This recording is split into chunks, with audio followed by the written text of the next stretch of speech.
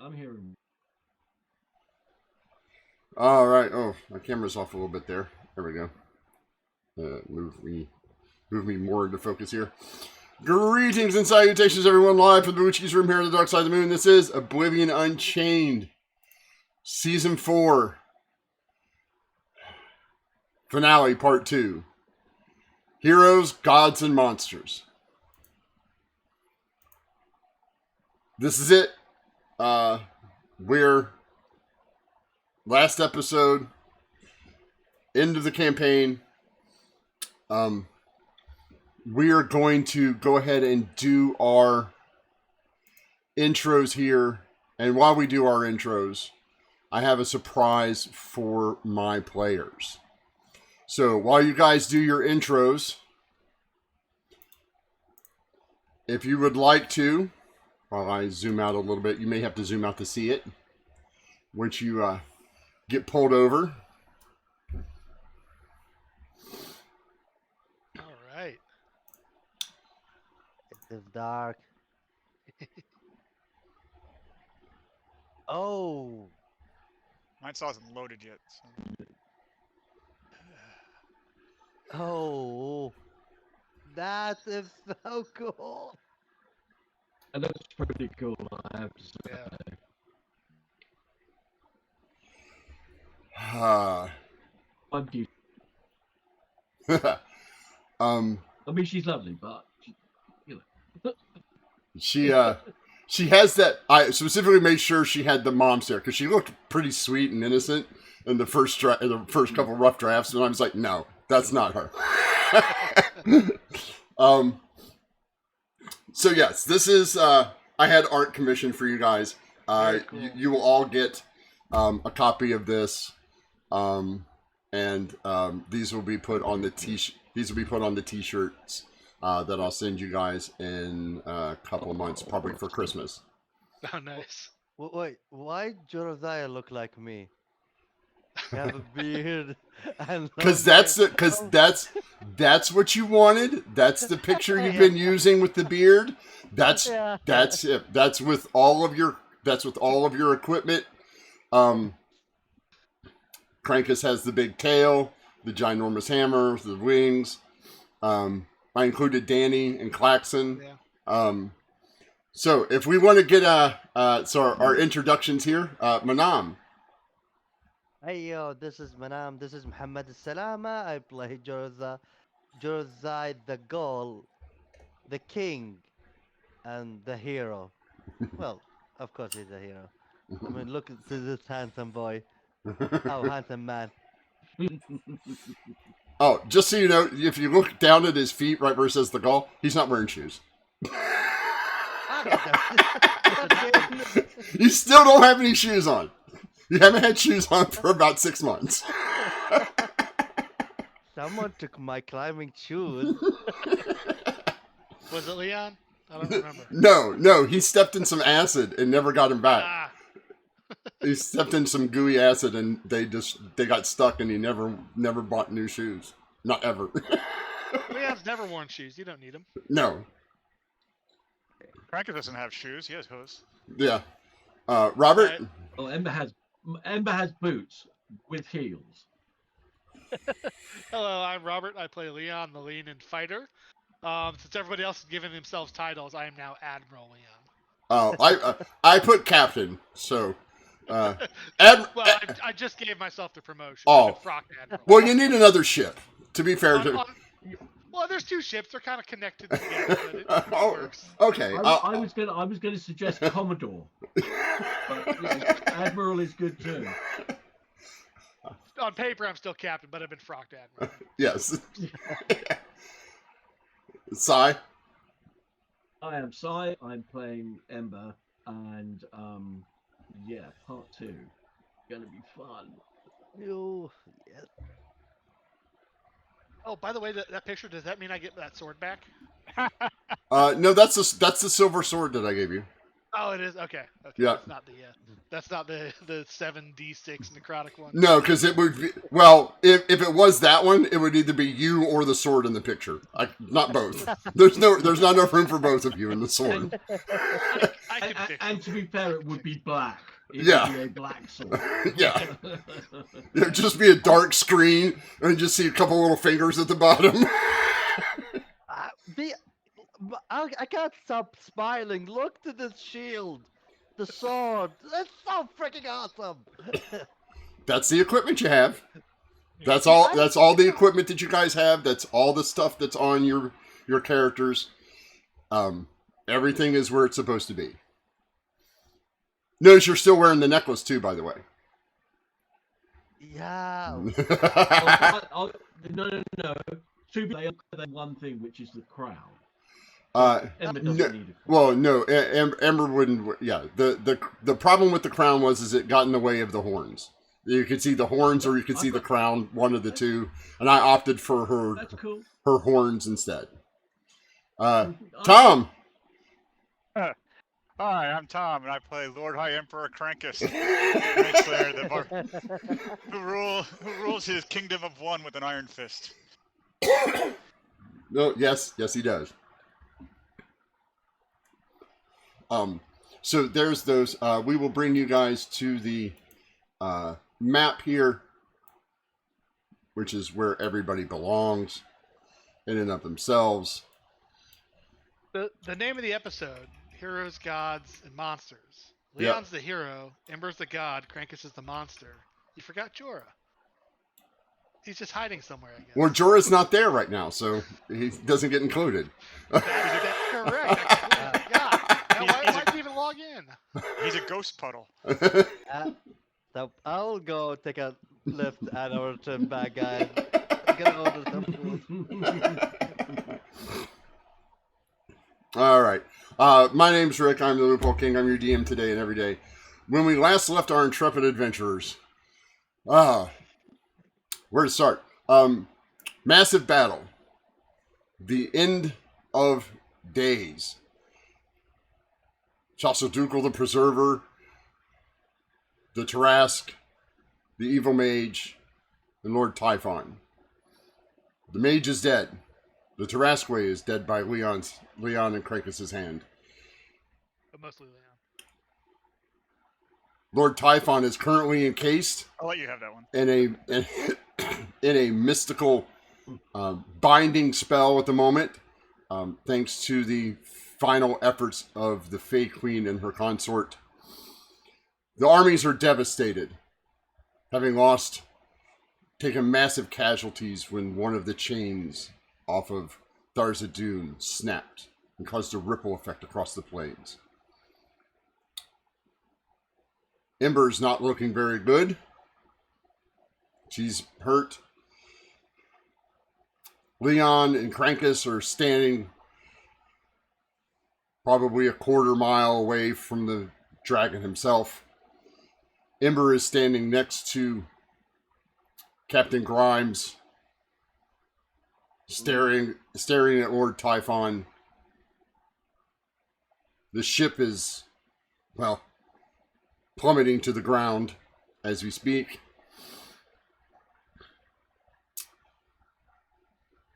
And Josiah is standing in a chapel, learning his fate after making a wish that not only saved the love of his life, but tore the defenses off of the mage so he could be defeated. Josiah doesn't know how he's going to get back to his friends to stop this.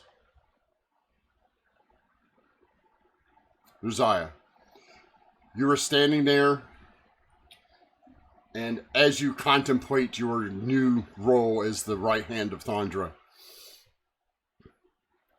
you feel a pull, a tug. Kind of familiar. You've teleported enough with Ember to know that this is probably some sort of teleportation spell. As it pulls you across time and space yet again and places you next to Ember.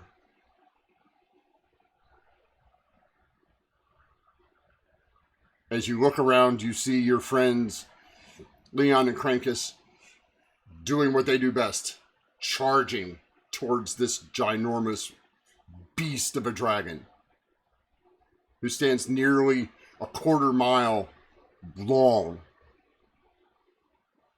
charging towards Typhon yet again. You look behind you and you see Casmi moving closer to you. She's probably 300 or 400 feet away from you. What do you do? What are you guys doing? Ember? Sorry for late. It's time. That's all right. Don't worry. You're here now. If I can get everybody to roll for initiative one more time.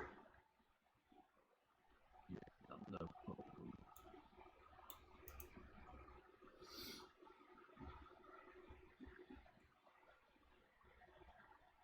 Have we gone to this?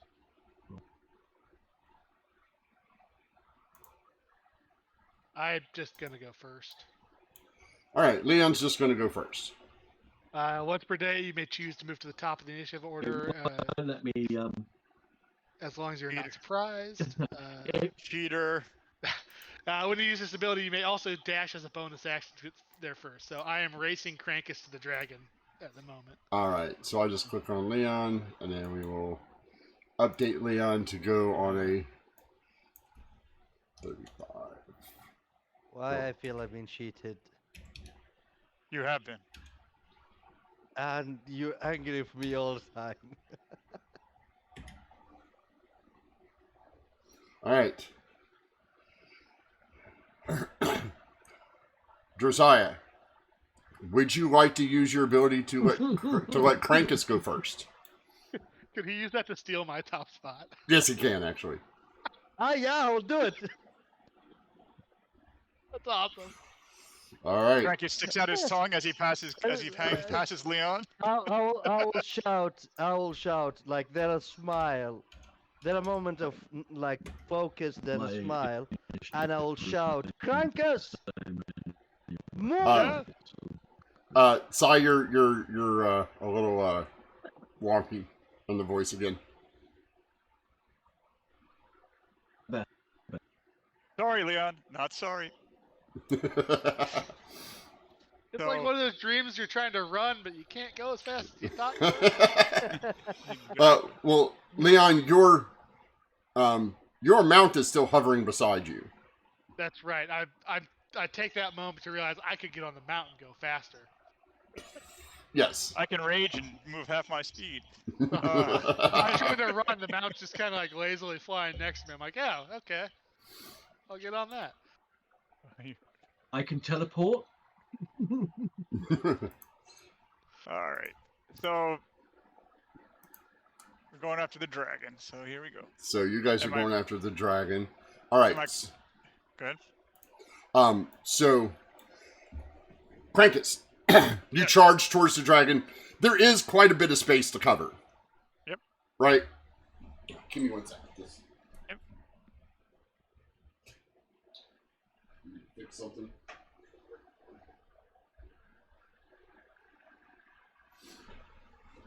All right, sorry about that. There is quite a bit of space to cover. Like I said, it's about a quarter mile to where the dragon is. You dash across. Leon, hopping on top of your fly and goading him into battle. You're right behind Krankus, but not quite to him. It seems that Krankus's newfound abilities have given him a burst of speed that is quite frightening, to be fair. Move that fast on hooves. Krankus is more not running. Krankus is loping. Hooves, he's got his hammer in one hand, and he's like doing that like cheetah gorilla run where he's hooves one hand, his wings kind of flap him forward a little bit. Hooves one hand, kind of just he looks terrified. You're like, I'm glad he's on our side. Like, that would be frightening to see that coming towards you. And then you realize that you're a giant Leonid wearing a captain's hat, holding this gorgeous sword, riding a giant black scarab. Yeah. And you're like, yeah, I wouldn't want to be that bad guy either. I wouldn't want to be that dragon either.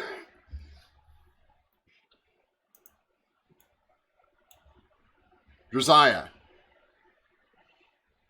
Okay. How far is Krankus from me? Oh, Krankus is a good 300 feet ahead of you.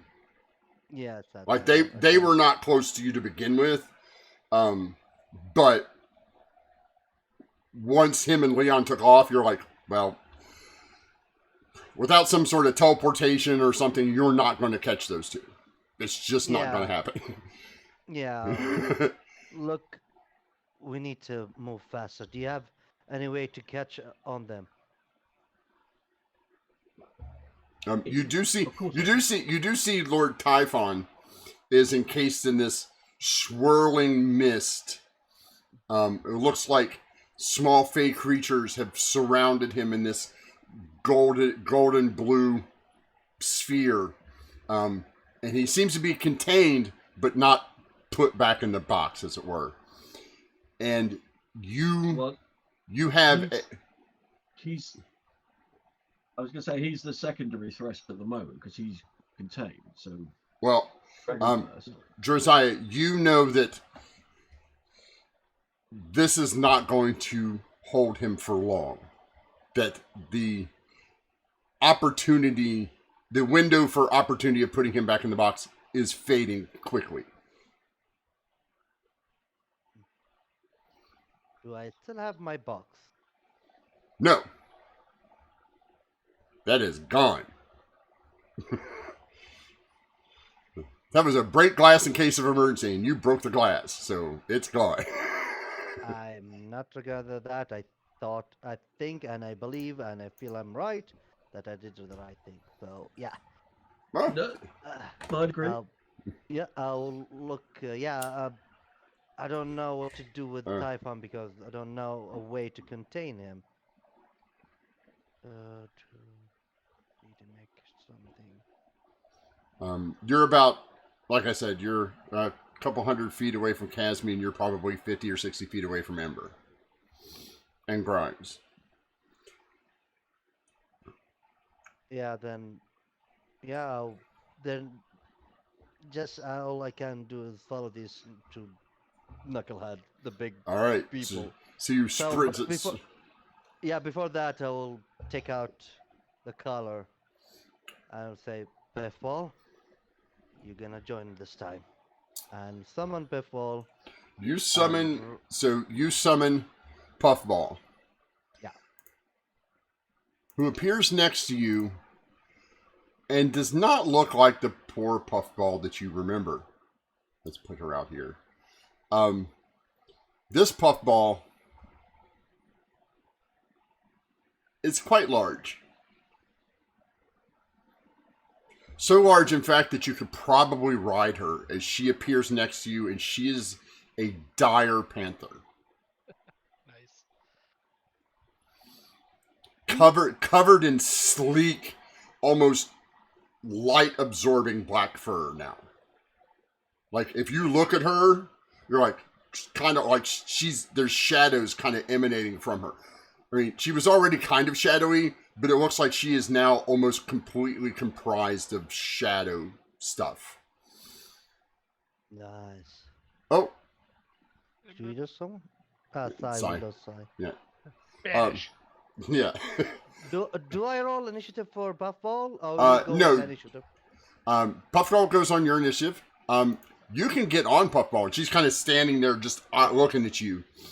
You know she's faster than you, especially at this size. I'm looking at her like, oh, that is awesome. I'll jump at her. You climb out, and there's kind of like you feel like this, not quite reins, but this shadowy big filament that you can grab a hold of, and she gives you a purr of acknowledgement, and then dashes off chasing your two companions. Before she does it, I will shout, "Cadme!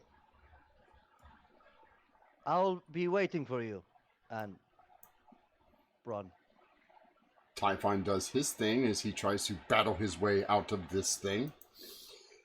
Lady Ember. Yes, sir. Wow. I'm just logging back in again. My computer just went. You were standing next to Captain Grimes, who looks at you and says, "Well, my dear, time to put old cranky butt back in his box, huh?" Yes. It's time for grandfather to finally get put down. Well, he pulls out another one of his coins and says, "I've got one left. Make your call." And here we go. And he's waiting on you to do something before he activates his item. What would you like to do? Okay. Bonus action avatar form. Okay. As you transform in front of him, he just smiles. Yeah. Action. Fast. Is Jorah still next to me? No. Jorah and Puffball have sped off after. Yeah. Mo, Larry, and Curly looks like they're heading towards the dragon. Okay. Yeah. Right, yeah. Larry, my brother Daryl, my other brother Daryl are all on their way to. Those of you who are old enough to remember the Bob Newhart show will get that joke. Right. In which case, my action is then to cast Bless on me and Grimes. Would you like to include Casmi? She's close enough to you. Yes. Okay. If Casmi is close enough, then I'll add her to okay. To the, so you bless the three of you. All right. And I'll turn around to Grimes and say, "Now's the time."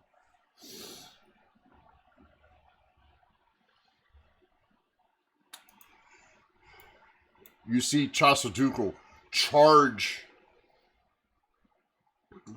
about 300 feet or so, grabs a hold of this ball, and it looks like he's just crushing this thing with both of his massive claws. Typhon, the immense size, Typhon looks like a beach ball in his hands almost.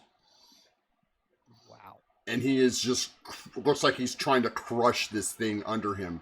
And he screams, "You'll not escape me this time, Father of Beasts. I will kill you."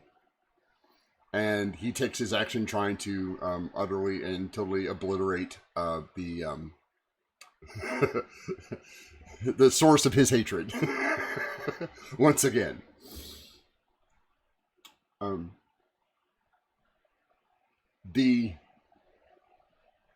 Leon, you get a over the communication. You get, "I can't save it. We're leaving." From Renata. Get everybody off safe. Thanks. You do hear left and right are both saying, "Give us more time! Give us more time!" Yeah, all we need to do is just, and all you hear is just this ginormous list of things that are wrong with your ship. I cut him off and say, "Do what Renata tells you to do." Fine. If only I still have my spanner with me. And you hear the cleric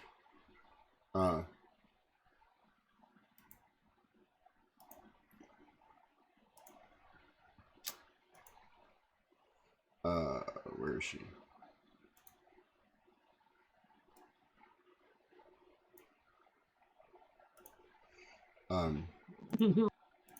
Berenga say, "I'm spent. I will not be able to help you now. Yeah, she's tending to the devastation that has happened with the amount of death and destruction has torn her.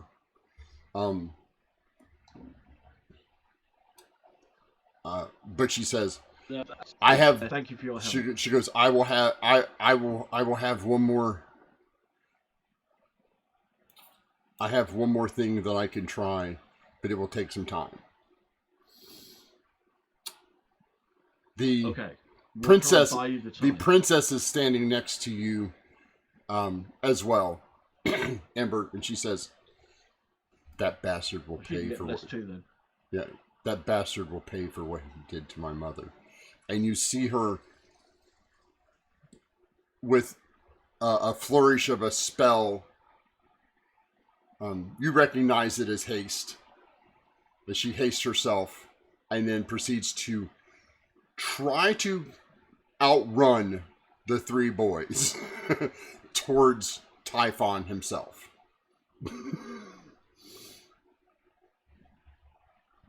Did I get? Would she have been able to be included in the bless? Oh yes, absolutely. Yeah. You're covered. Everybody's Okay, covered. well then it's me, Casme, the princess, and Grimes. Yeah, Okay. Grankus. As you're charging across, That's- it's starting to get a little harder to get to him because of the amount of devastation on this battlefield. There are piles of bodies. In some places you can't even see the ground. You're basically leaping over these 5-6 foot tall stacks of undead slivers, dwarves. A mammoth laying over here. There's elves. Everything imaginable. There's just body after body. Okay. And as you get closer to this dragon, the rage that you're at intensifies. You can feel the animal lords, every one of them, pumping what little energy they have left into you. And you kind of swell a little bit. Your muscles get a little bigger. Your speed picks up just a little bit. You get a 10-foot increase in speed for the remainder. And you just feel this nearly prime. You're at the primal level right now. Okay. You are the apex predator on this planet, and this dragon is your prey. You hear that, Leo? How did you keep cheating like that? You cheated first. And you make your way ever so closer. You're about 2 turns away from him. Which is, you're already really close. You're already inside his area of influence. You can feel the immense power coming off of him. It just radiates at this point. Leon, you see Krankus basically, he's already monstrous, and you see him just start going faster. You see him leaping these giant piles of bodies as you fly over. And To be fair, I think that's what's good. That's going beast mode. yes, you can hear everything on the from everyone going on. Renata says, "We're all safe now. Sorry about the ship. I'm sure the guy. Okay. I'm sure the boys can fix it eventually." We'll make a bigger, better ship. Okay, I don't know if I can fly a bigger one, but that's fine. She goes, "Do you need any help?" If you guys, whatever help you can provide, I don't know if you've noticed, there's some giant monsters out here. Oh yeah, that's kind of the problem. Yeah, anything you can do, but stay safe and keep left and right safe. I can only do one of those 2 things. Keep left. I choose left.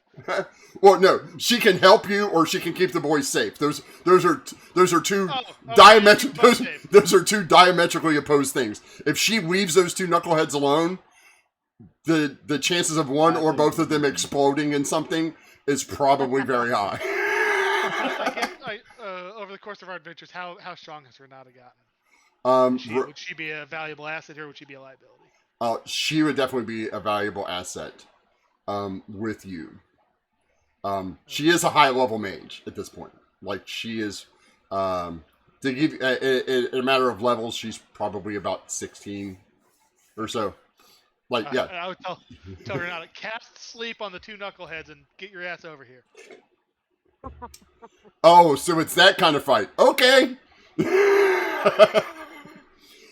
Leon, your beetle is again, the devastation is it's hard not to absorb the amount of dread. Like you're an accomplished captain. You are an accomplished hero, but the amount of death and destruction unlike Krankus, who has gone fully bestial, you feel the weight of what this is going to do to Thyleos as a whole. Right? Mhm. This is going to be hard to recover from. Right. The immensity, you have now entered his area of control. And again, you also feel the amount of power just emanating as you can see that he is just not of this world at this point. You know that. You've learned you've learned some of his history. It's bad enough to have to fight a dragon. But you're fighting a dragon from a different plane of existence. The rules don't apply to him, apparently. And you start calculating battle plan after battle plan, trying to think of a way, well, am I just going to hit him until he goes down? Or is that something I can do? Or some of the tactics you've learned against some of the bigger dragon riders in your exploits in time start to go across your mind. Jorah, Verziah, Puffball is fast as hell. She is not, however, as fast as your two friends. Even at full speed, they got quite a bit of a head start. You are behind them. But the devastation that you see has little to no effect on you. You have this calmness about the dead of the grace of Thondra. They are now where they're supposed to be. This is trying to bring them back would be futile at best. But you feel a certain amount of calm come over you. There's no battle nervousness like you used to get. There's no apprehension of this fight. You're either going to survive, in which case you were supposed to survive, or you're going to die.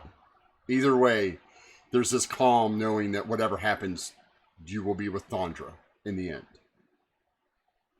And it gives you a clarity. Would you like to tell your friends anything? Would you like to, what do you want to do while you're actively sprinting towards this monstrosity of a dragon? In my mind, I think we are connecting to, and I believe that Amber, she had something in her mind. I'll tell her the spell, very calm in very collective way. The spell, the Queen and her consort will break soon from Typhon. If you have something in your, if you have something, Amber, you have to do it now, before Typhon released. And about this big dragon, I believe we'll just take care of it. Not sure, but he doesn't seem easy to get down, but I have both strongest warrior and, well, front of me, not beside me. I have an idea. Ember, Leon, Ember, and Krankus. Jorah is normally quite apprehensive about doing things like this. Yes, he is. This is not that Jorah. You hear a confidence and a calmness that is entirely not Orient. There's no hint of Orient, the cautious, don't tell anybody our names. There's no hint of, Jorah or Josiah. It's almost, his calmness is almost unnerving. Like he's just cold and calculating. This is weird, Leon. Yeah. That guy's weird. Lord Typhon. Okay. Ember. The princess is literally leaving you in the dirt. She seems singularly focused on putting either killing him, if such a thing is possible, or he is going to pay for what happened to her mother. And you get that, there's no, and when you try to contact her to tell her to slow down or give her that advice, there's nothing but a singular focused vengeance chanting through her head. Yeah. And you can, because of your connection with her, you can kind of sense that she's probably going down her spell list. She's calculating move after move after move after move. You guys have taught her well, but the vengeance is probably clouding her judgment. Grimes looks at you and goes, "Let's do this. Can you get us over there?" Not that I want to go over there, but can you get there? No. How far are we away from him? About a quarter of a mile. Like I said, you guys are about a half a mile. You guys are about a half a mile away. Yes, I can get us there. By all means. Casmi finally pulls up next to you and goes, "We have but one shot." One opportunity. Eminem starts playing. Yeah. Yeah. Basically, Who Casmi throws up the spaghetti? Casmi basically confirms the fact that you probably have 2 or 3 rounds left before he is free and able to use his abilities once again. The queen is powerful, but there's limits to the amount of even her last ditch effort has bought you seconds at most. What would you like to do?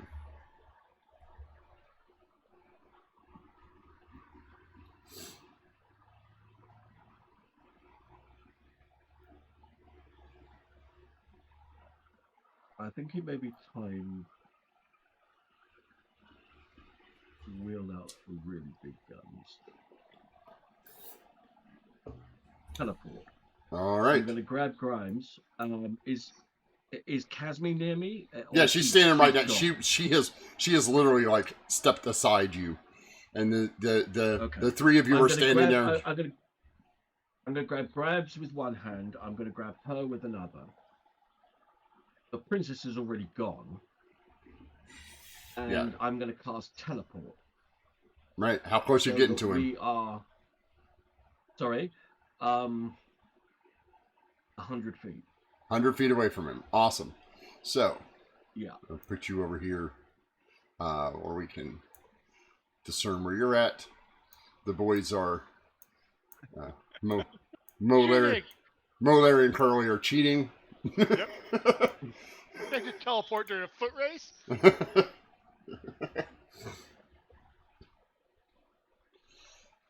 You appear. There are certain rules to cheating, Ember. Cheated the wrong way. Yeah, you hear both Krampus is being funny and Leon. All you hear from Leon is, "The dragon's on this side." The dragon. Just to give them that answer, I'll tell them, Amber have a plan. to deal with Typhon. We will Wow. deal with the dragon. Don't worry. Chossel Ducal.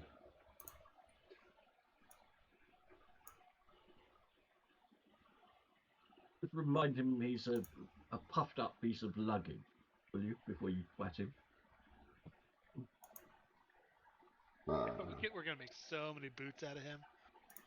Yeah, seriously, you are nothing but a pair of boots with ego. I'm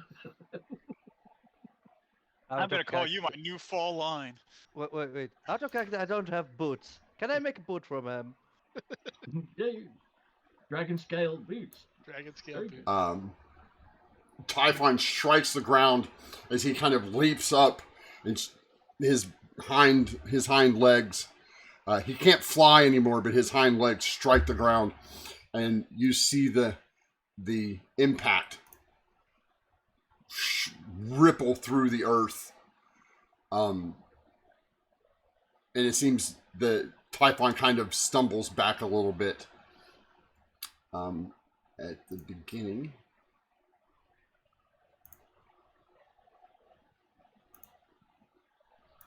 And then he uses this lair action on good old Typhon, who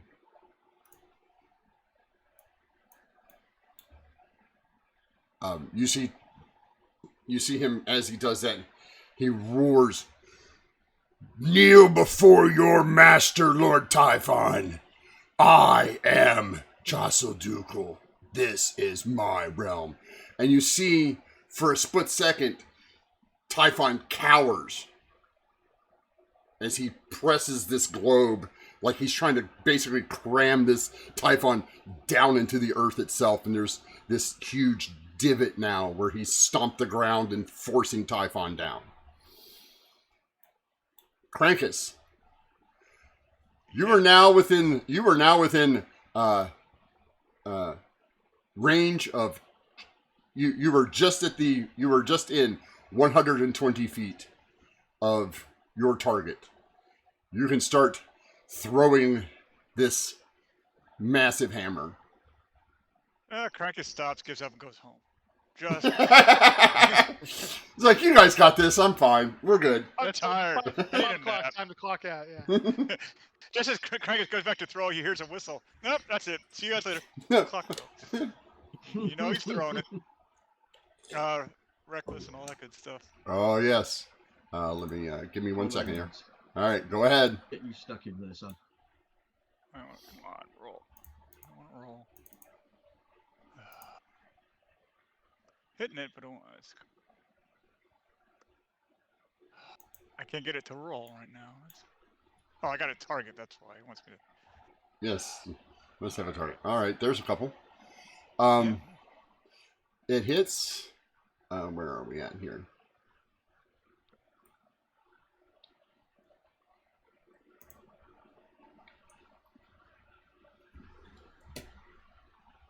Sorry. So this is the bottom number. Cool.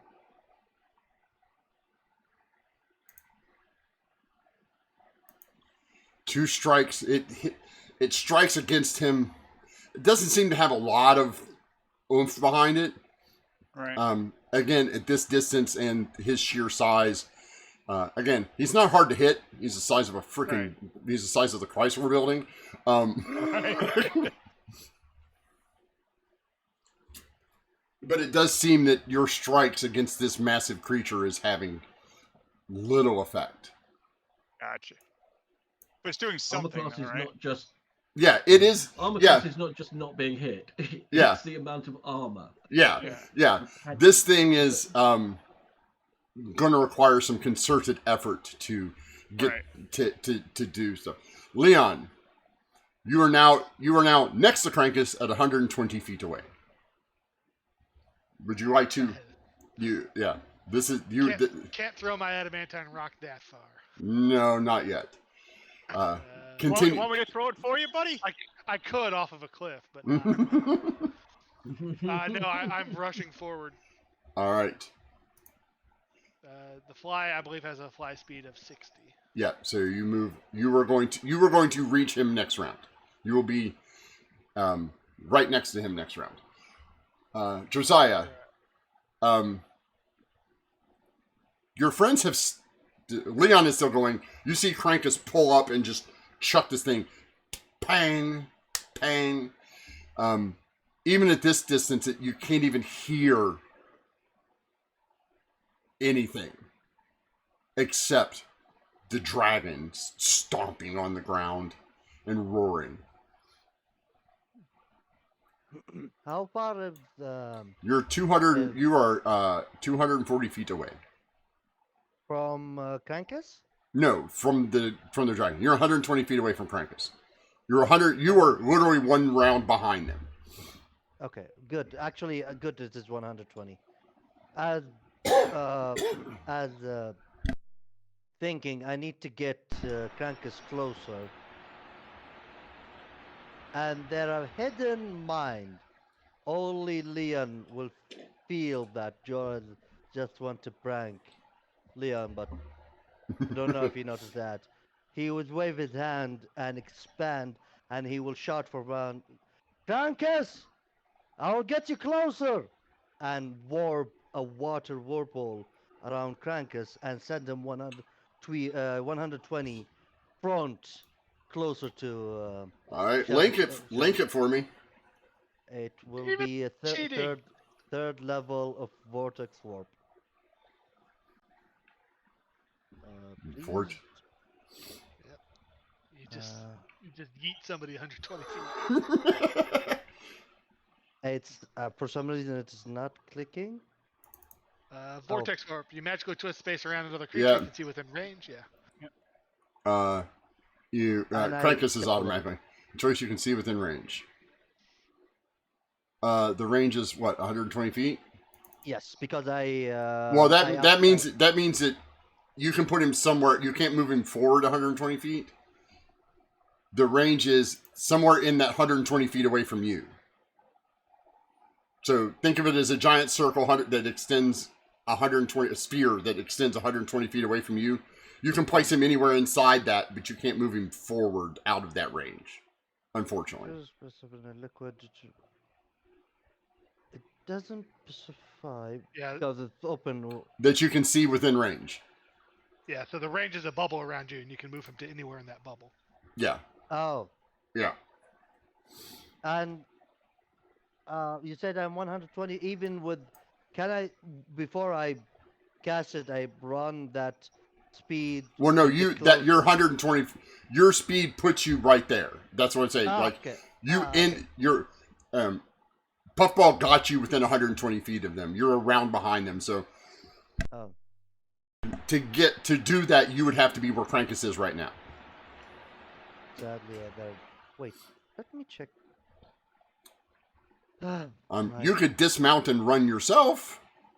Yeah, that is the idea, but there's something I want to see if I could do that.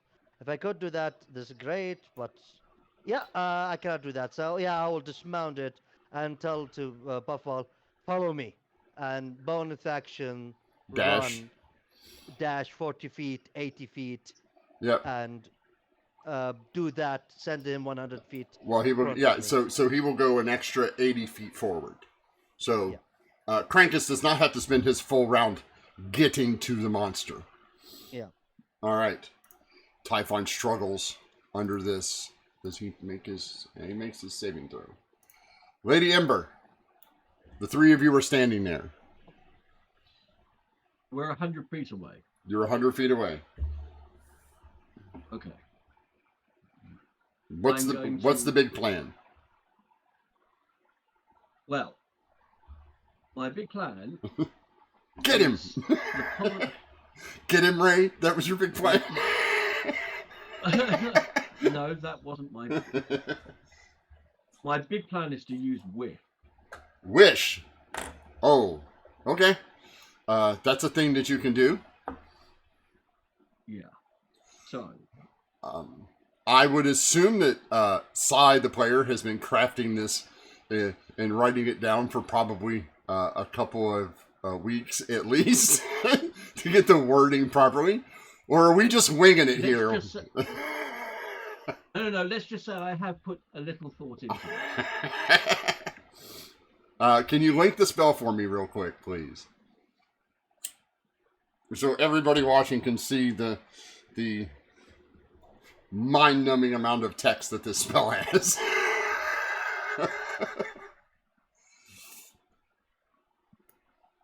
Oh boy.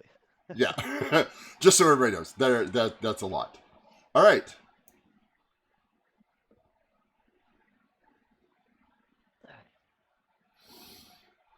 Now, Luckily for you, this is cast at 10th level. I'm going to put. I'm going to. Oh, you're all stuttery and I can't hear you again. Sorry. Wow. Awesome. Sorry, just right.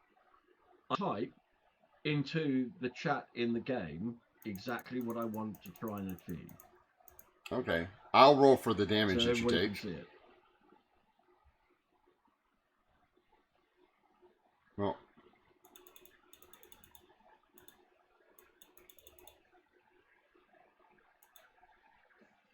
all right.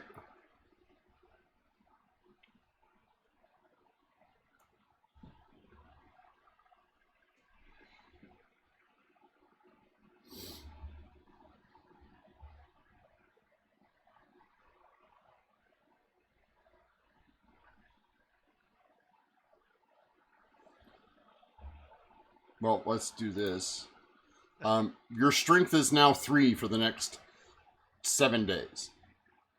So please adjust that accordingly when you get a chance. Ouch. Who needs strength when you got 2 of us on your team? The What 3 do of mean you. 2? 3? Oh yeah, you're. I keep forgetting you're a strength guy. Yeah, you're still here? Wait, he's still here?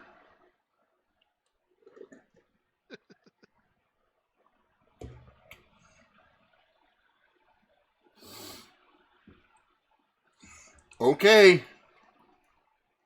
Okay. I am going to secretly roll. Private GM roll. This. Okay. All right. Everybody else can see it. Just can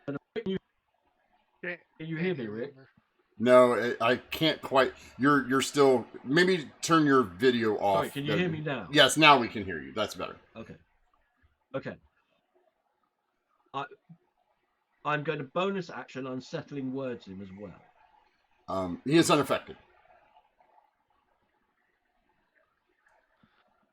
However, By unsettling words. yes. Probably Okay, being a charm fair effect. Your ability will not penetrate this bubble. Ah, no, fair enough. So I wish that Typhon, my grandfather, is banished to his prison to be locked there forever.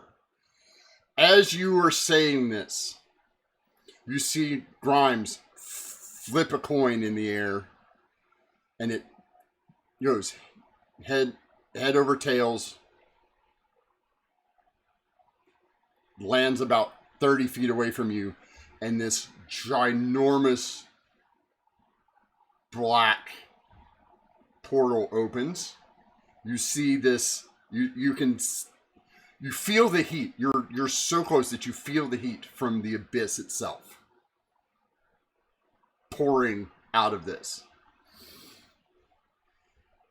Casmi places her hand on your shoulder, and you feel the strength of Selosana and your goddess, Nadara, pump through you as you warp reality. Typhon's bubble shrinks, collapsing onto him, forcing him into his normal-sized, almost pathetic looking, as you hear him silently scream as you see the Fey energy and him start to be drawn apart as if stretched. He begins to spaghetti almost with the Fey energy and stream into this. Bye. I told you I would have the last word. Ember, I need a Constitution saving throw first.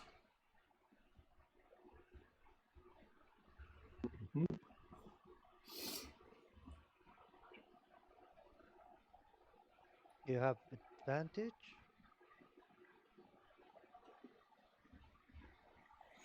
I do have another one of those. Okay. Remember, you have a D4 for And help. Yep. less. Okay. And now I need a Charisma save. 19 plus.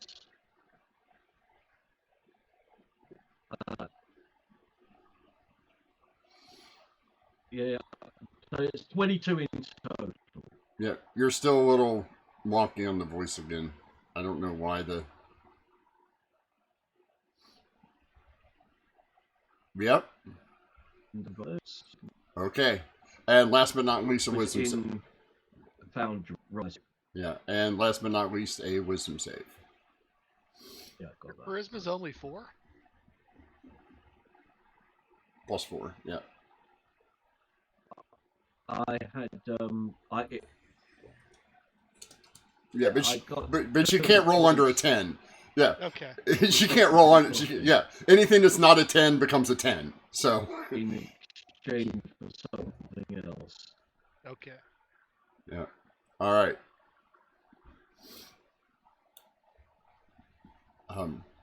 Ember, as he's being drawn in, you can feel the energy of the. You can feel the energy of the goddess, the two goddesses, coursing through you to fulfill this wish. Unfortunately, they cannot protect you from all the repercussions of this spell. It's a price I'm prepared to pay. Oh, and it is a heavy price indeed. You become frail, not just the strength loss.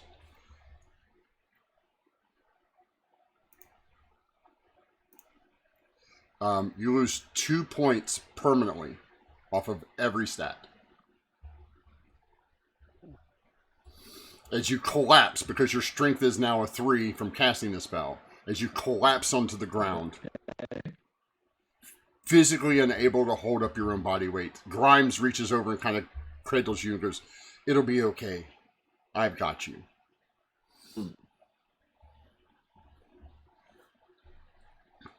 And you hear, as Typhon's final grasp, "This is not the end." It is for you, sunshine. You know that casting this spell, the universe has a rule. You change one thing, that for every action there's an equal and opposite reaction. If he is to be banished away, then you must pay a price as well. These are things like the changing reality is not free.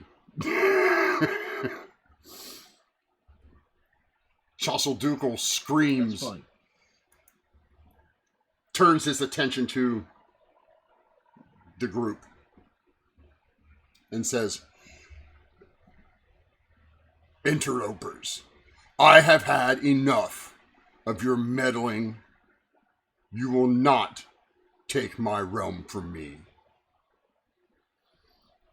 Shut up, you overgrown piece of luggage.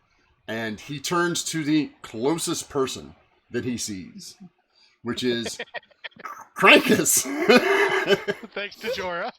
Thanks to Jorah. I literally made that. I think only Leon. Put a The target fact on that his back. Frank- Put a Krankus on target. Yeah. Hi. Like, how can I prank both of them at the same time?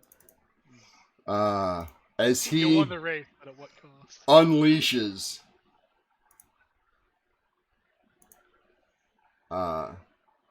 so 23 hit you. Wait. I will use my tail to try to deflect it. Ooh, You can Okay. deflect the fucking King of Dragons attack. bite, not a just attack. Yeah. Slap his mouth. Oh, Slap well, his that's face. Yeah, roll your d8. Oh, it meets it. Damn it. Wait, how far from me? How far? Well, you moved him 80. You moved him 80 feet, so I mean, to the max hun- range was 120. Max range was 120, yeah, 120. Yeah. I'm sorry, I cannot do that. All right. As Chasaldukel reaches down, chomps onto poor Krankus and lifts him. His tail infinitely slaps his cheek as it. Yes, strikes against your tail swings around, but strikes against the massive tusks, the horns on his side, as he lifts you from the ground. You are now restrained, or you're grappled and restrained, and you take half of 37. He then proceeds to tear at you with his claws. For 31. The second claw. Oh, for 30. And then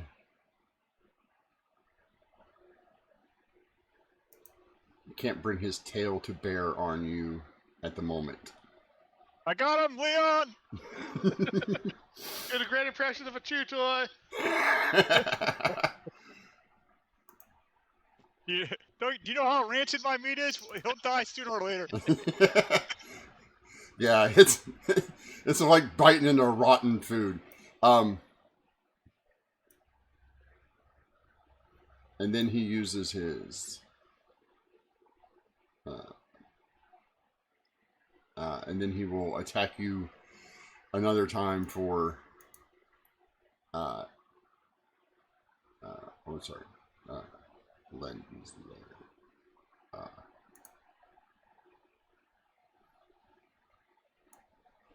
at the top of the round. The earth splits open around everyone. I need dex saves from Jorah and Leon.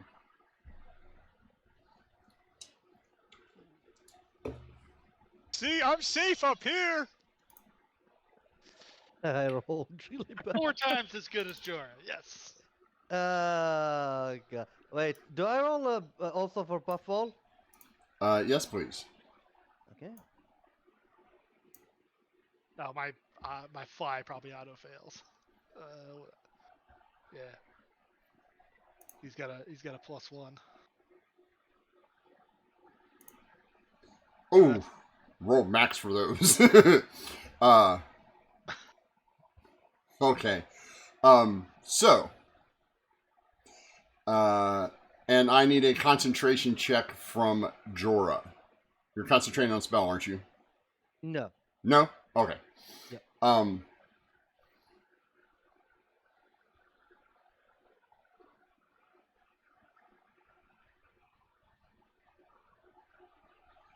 You guys are knocked prone, and then I will require another dexterity check from both of you to see if you fall into the massive crevices that open.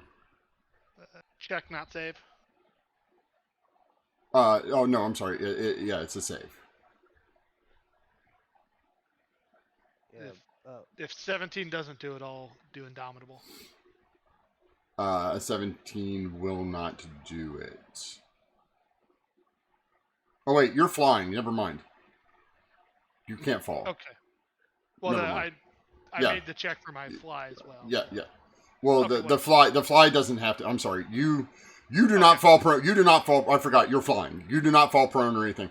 Jorah, you just as per the earthquake spell, these things are 10 feet long, 100 feet, 10 feet wide, 100 feet long, and 100 feet deep. As these massive fissures, as 3 of them just shred across the battlefield. See, he was Ah. looking out for me, making sure I didn't fall into those crevices. He's a nice, You're in a much better space. Yeah. much better spot. So Krampus. I fall, just to be sure. No, you fall prone, but you don't fall into the hole. Okay, excellent. Krankus. I'm not stuck here with you. You're stuck here with me. That is how I categorize it. Your best impression of acid reflux. Your speed is 0, and you are restrained, which means you have disadvantage to attack him. But if you rolled straight, It was reckless then. yep. That hits. I'm inside his mouth. Does that give me? Is it No. screwier? The soft palate. No, you're okay. So you are striking the outside of his face. Again, now that you're this close, these scales that you can see, they're about 3 feet thick. Okay. These are not like, oh, he has scales, like a snake or something. It's like, shit, it's a tank. These boots are going to be super insulated. And heavy. Would you like to try to bite him as well? I mean, he bit Oh, you. You yeah. might as well bite him. That's not going to make it.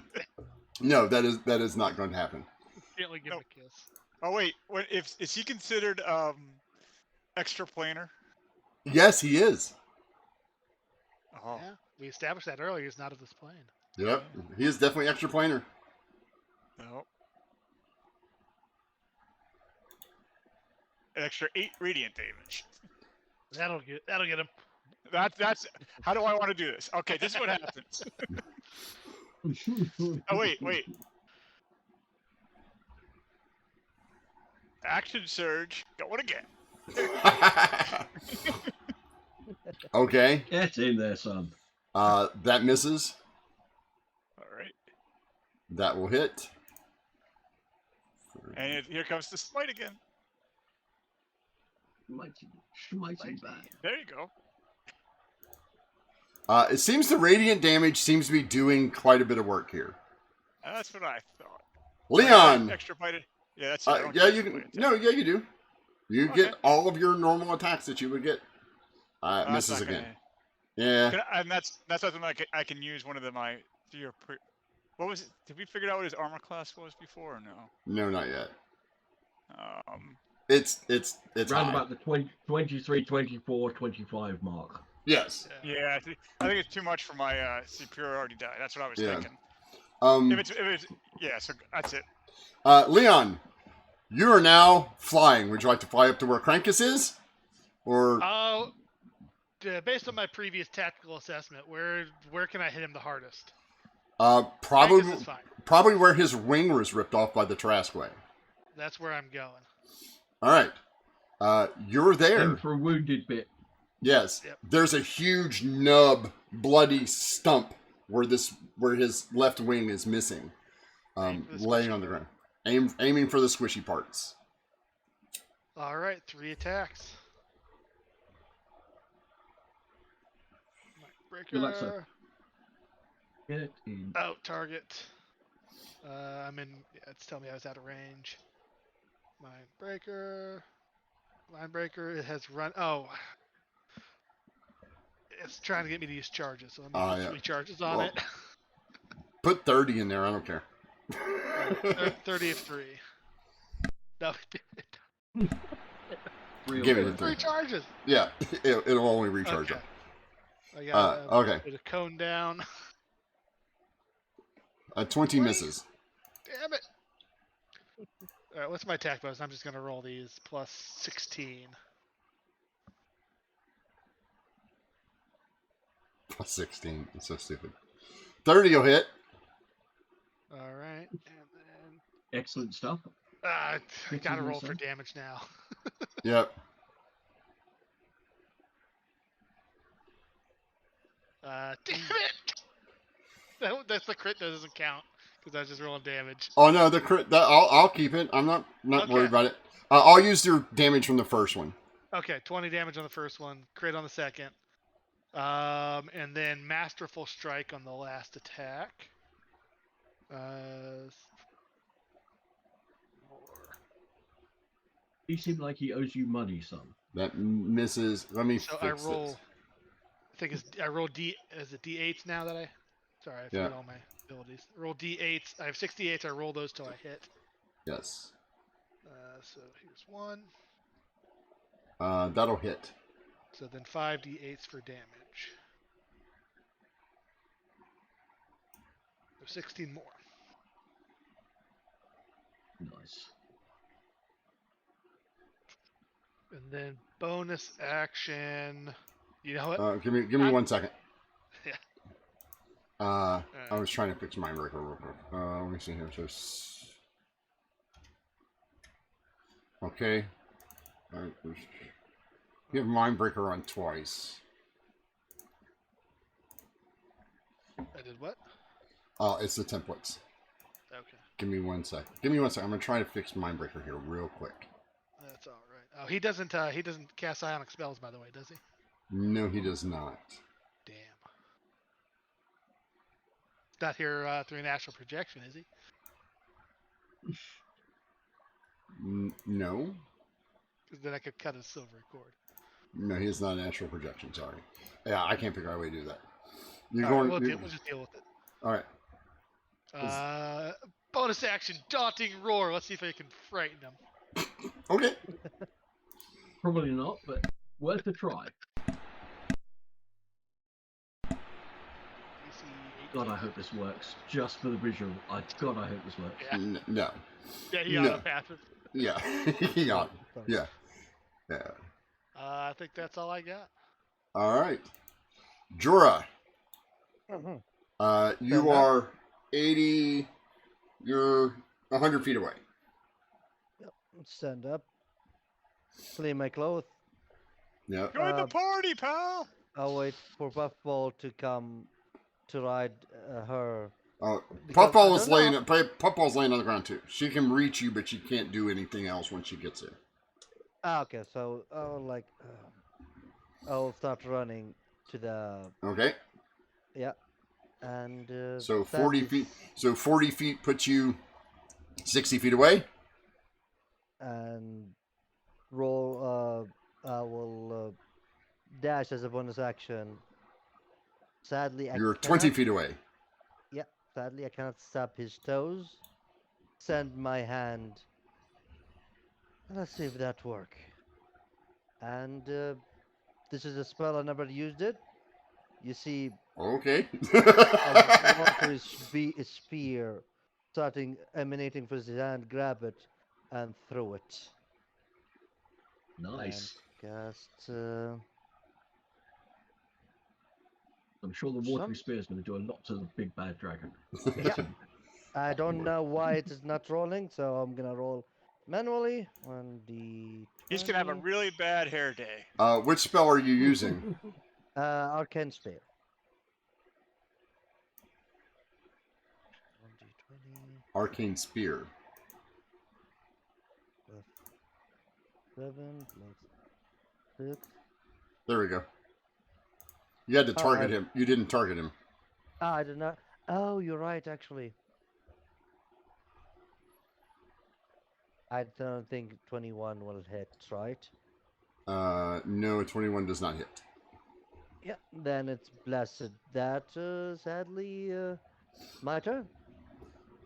But at least I'm close to the 2 knucklehead, so I can do something. Lady Ember, you are physically unable to move. Like, you cannot get up and walk. Grimes has basically helped you to the ground. It's like, I guess it's up to them now. Am I capable of casting a spell? I assume not. You will have to give me a Constitution check to do so. DC is a 20. So no, then. Okay. That is up to. I mean, you're blessed. You might hit. You might roll a 20. Well, no. I mean, it would be basically a D20 roll. because I've got no now because the 2 off my con. Yeah. I'm now at 10 Constitution. Yeah, so it's So a I've got D20 no plus a modifier D4. on my roll. Well, it's a D20 plus a D4. Like the odds of you getting it are slim, but it's not impossible. Yeah. So What's it, the No, other option? I'm just going to recline decorously. yeah. Well, here's the thing. It doesn't hurt for you to roll because if you can't, you do nothing anyway. But if you can, you might have an option. Like it's free for you to try. It's a free roll. Free, yeah. Yeah. There you go. Lady Ember. Like I said, the dice will tell the story whether it's to happen or not. Yeah. You're meant to cast a spell. Would you like to cast a wish again? We're not hearing you, Sai, right now. And I But now it all comes in real quick after a while. That was it. Can you hear me now? Yes. Yes. Yes. You can cast wish again. I can't. I don't have the spell slots. Oh. I only have one spell slot at 9th level, and I just used it. Okay. I'm gonna say to Grimes, carry me a little closer, and I'm gonna hit this bastard with something nasty. Grimes carries you. He will move double his movement rate, which is his entire movement rate. He moves you a whopping 30 feet closer. You're not heavy, but no. But I was 150 feet away. Now I'm 120 feet away. Yes, you are. I can land this. By the way, this was Grimes' wish, just to carry Lady Amber around. Yes, it is. yes, it is. I am targeting this lovely thing. Okay. Right on top of All the right. boy's face. Going with the classic.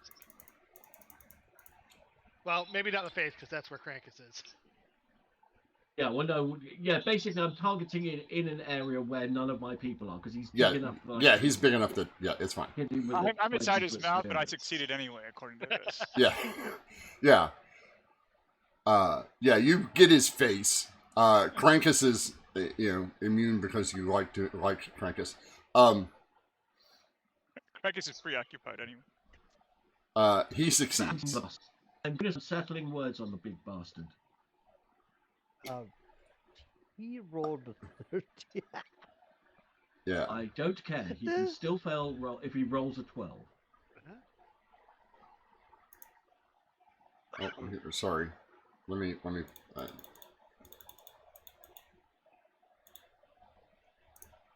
6. No.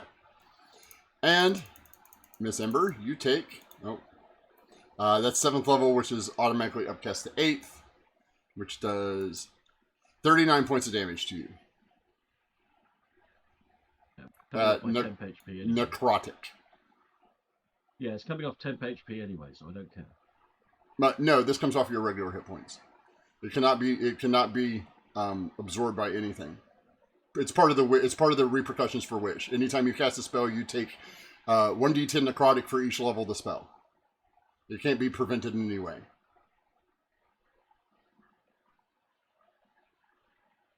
Yeah, but if I've got temporary hit points, it would still come off temporary hit points because those are hit points whilst I've got them. So I'm not taking the damage. I'm still okay. Yeah, no. You make a valid point. I will concede to that. That is a valid argument. I mean, I'm still taking the damage. It's just coming off my avatar. I'm going to be absolutely buggered when I get back to normal. But yes. Right now, roll for damage. So it's 8d. Yeah, it would be whatever it is upcast to 8th level. Let me just check. Yeah, so plus another. So it's 10d6 psychic damage. Yeah, so it's 28 plus whatever another d. Well, you rolled. It rolled a 28. 30. Well, it rolled a 28, so we'll add the last dice on there. Okay. Well, 30. Well, I'll take the 30. Yeah, I'll take the 30. Yeah. All right. So here.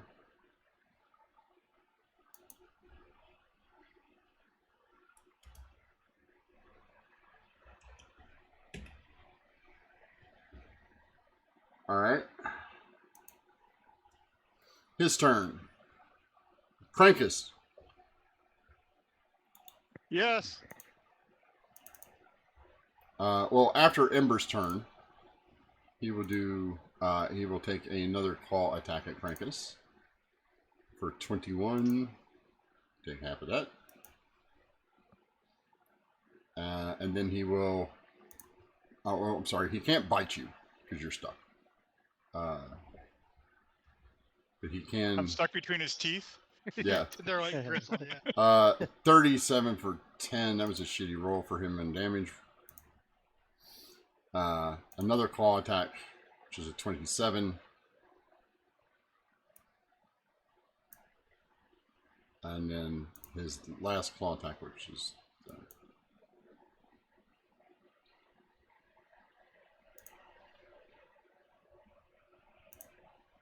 all right. That's his turn. Crankus. He's still right where I got him. Let's go, Reckless. Act like that sharp popcorn kernel in there. Just can't get him out of your teeth, huh? Nope. That'll hit. You get stuck in, son. Chunk away. That will miss. So I will use one of my superiority die to try to see if that will hit. Sure. So we Which it dialed will. it in. 24 misses. which it will. 25 hits. Yep. All right. So I'm just kind of hold on. Just give me. I'm just marking it off. So not half automatic. of that, and then he takes the superiority die is added to the damage as well, right? Yeah, and then I'm gonna use. I still have 3 extra planar smites, so I'm gonna use one of them. Okay. So it's another 13 radiant.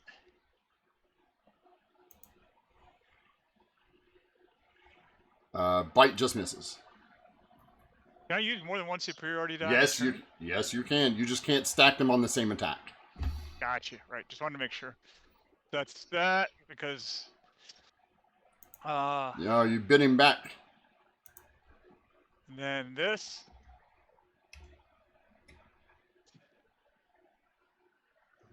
Nice. Yep. AC 17. I'll do the psychic damage, which is 22. And He takes it. And then I'll also use is that considered a melee weapon attack or that's a natural weapon attack? It's a melee weapon. You can smite with that too. I'll smite one more time. There you go. Kill it. Just unload on this dude, seriously. Now That's what I get. if you have resources left, now is Yeah. the time. What if I need him? What if I need him? After your turn, he's going to claw you again, Crankus, because you're being annoying. That's what I am. 31 hits you for... Yep. 18. How many embers of health do you have left? I still got 123 hit points left. That's pretty much got Leon. one left. I'm gonna All do that right. effect. It's first attack. I forgot we added this. I'm going to use Strike of the Giants on this one. Do you remember which type of giant we chose for this? I believe it was the Force one, wasn't it? Force Stone Strike. Yeah. Okay, yeah. So he probably won't be able to push him, but yeah, I'll do an extra d6 damage. Yeah, you can't move him. You can't. All right. As Mindbreaker. strong as Leon may be. Nope, need to add 3 more charges. Yes, as strong as Leon is, this is... Yeah. Target. Mindbreaker. Yeah. 21 misses. Wait. As I see you misses, extend my hand and you feel something guiding you. Are you gonna accept it? Yeah, why wouldn't I? Hey, it feels like Jorah. Hi, Jorah. Roll a d10. D10. Boon of Fate. That Nice. that hits. So an extra d6. Okay, hold on. Now we need to stop for a minute. Leon, as you hit him, you see his body kind of crumble to the ground. Crankus, you roll out of his mouth, and then... Pause. Oh. Crankus has stepped away. Let's wait till he gets back. Oh. crap. I'll wait till Krankus comes back.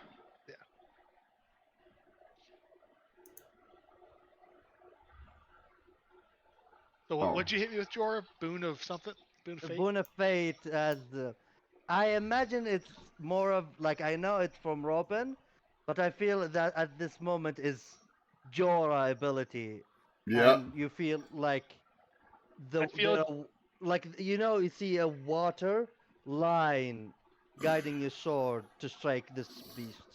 Like it's how games have like assistant.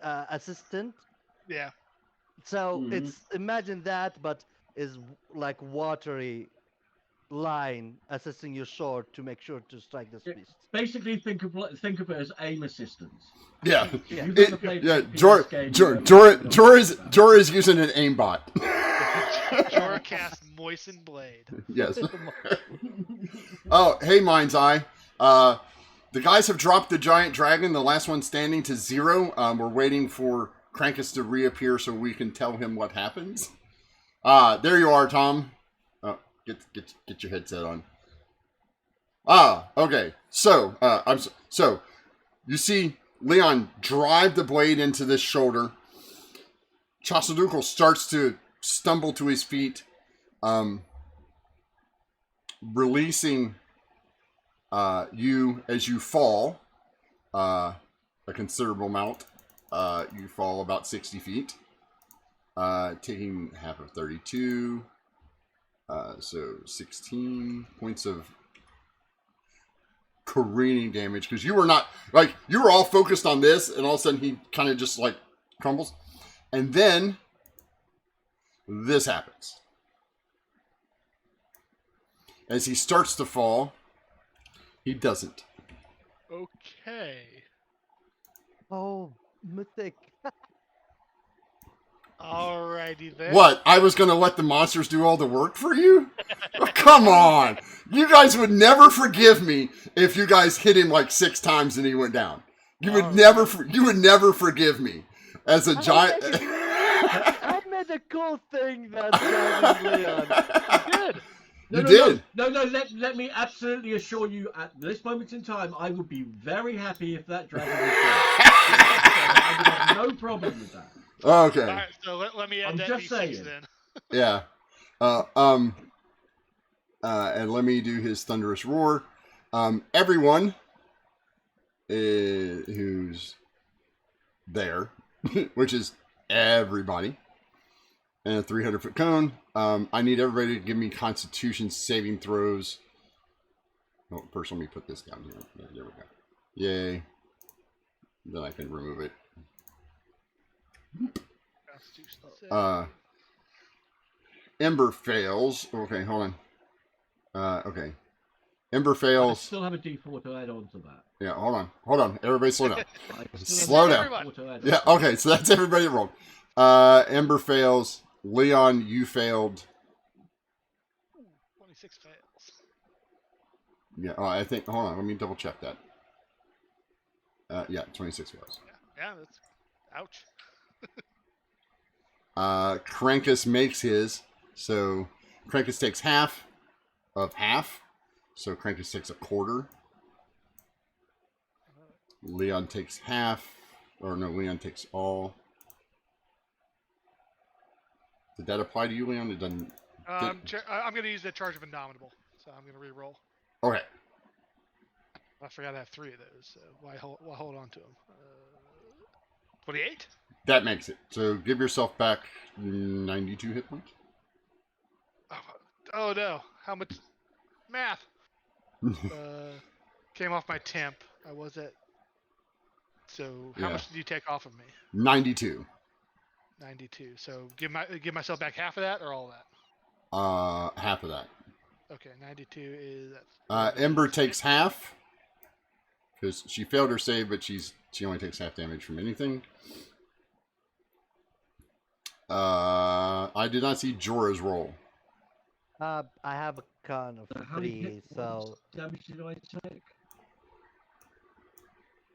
Okay, If- that's basically all my... Hold on. hit points. What was that? What was that, Manon? Yeah, even if I roll natural 20, I will not succeed it. So Okay. I'll go to sleep. The 23 says hi. Yeah. Jorah is incapacitated. He is now unconscious. Oh, Puffball need to make another Jorah. constitution. Yep. The save? No. You have 1 hit point.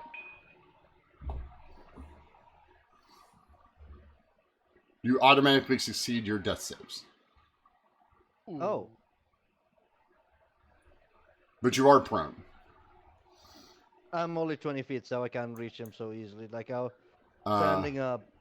Go ahead. oh, no, that was your turn. Like, you fall down.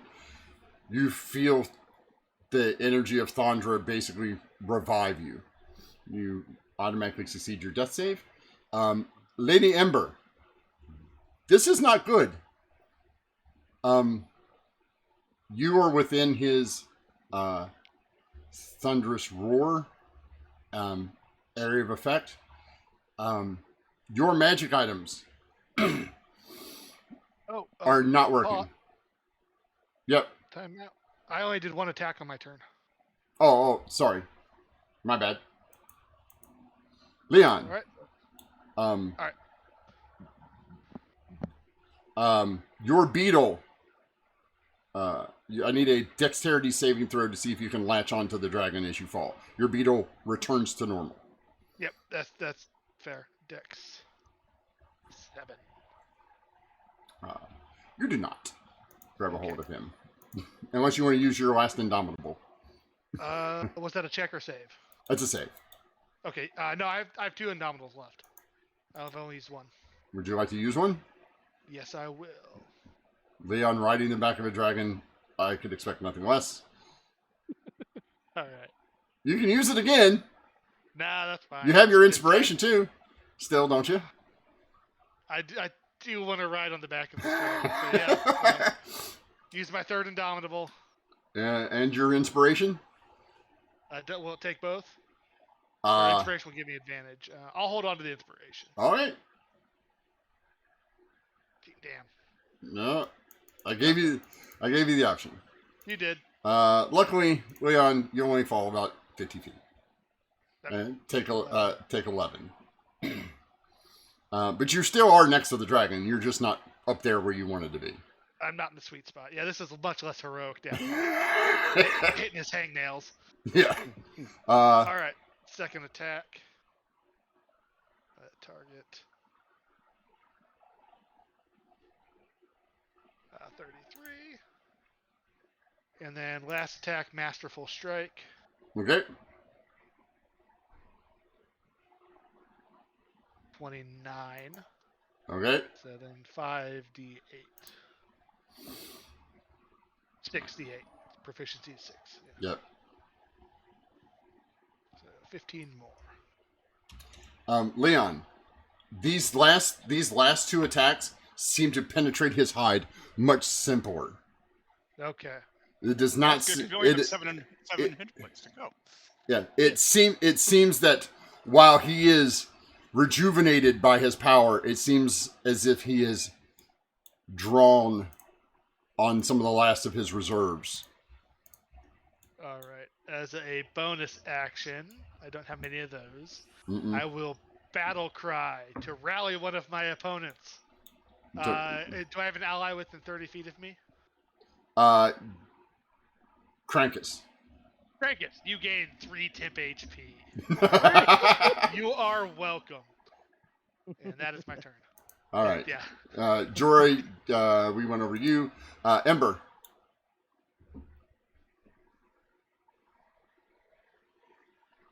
I'm not in a position to do anything.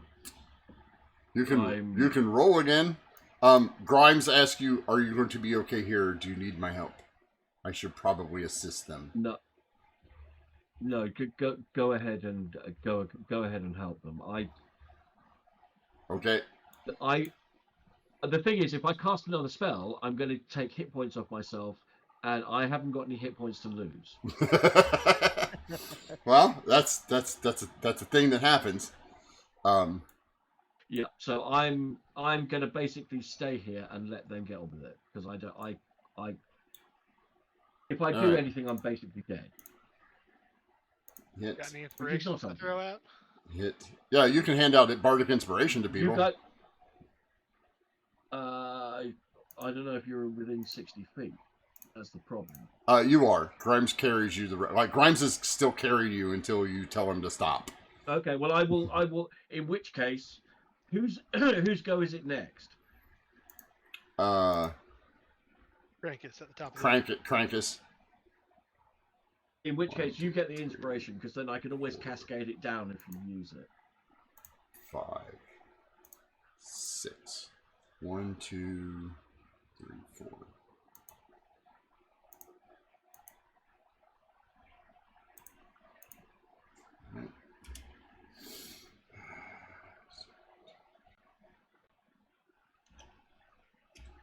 You see the princess runs up. Crankus, she's probably 20 feet away from you. She's basically between you and Leon, and you just see her blades just tearing at this thing's leg. Casmi rushes forward as well and unleashes a spell. Master Crankus, you are hasted. Yes. You. Oh, with the cheating! Who's making him so fast? Within the rules. Within the rules. However, Leon, as the person who made him use his big honking thing, you have now become the target of his ire, as it were. As the bite Yeah, hits at everything's gonna hit 21. me. Okay. All right. So, Unless he nat ones, it's a hit. so you are now bitten and restrained as usual. All right. Hey, Goku's here. It's Leon. We're back together. Yeah. No, he dropped you. Remember? No, I'm just. So I thought Leon, it was what's between his teeth. Leon, you take full damage, right? You don't take half damage for some weird reason. None that I know of. Okay, so you take 26 from that one. And then 2 claw attacks. There's that one. There's that one. Yeah. And then the tail slap he will direct at Crankus. Oh. Hasn't forgot about you. No, he hasn't. I feel seen. I feel violated. 33. I need a strength save from you, Crankus. As we'll apply half of that damage to Crankus as well. You get advantage on these, buddy. Yeah, you have advantage on him. 20 will still not do it. You were pushed 15 feet away from him. Not that that matters. But you are knocked prone. So. Doink.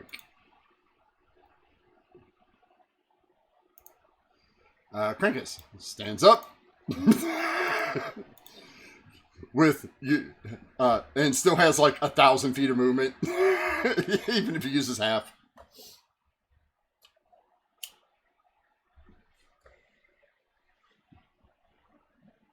What you doing, Crankus?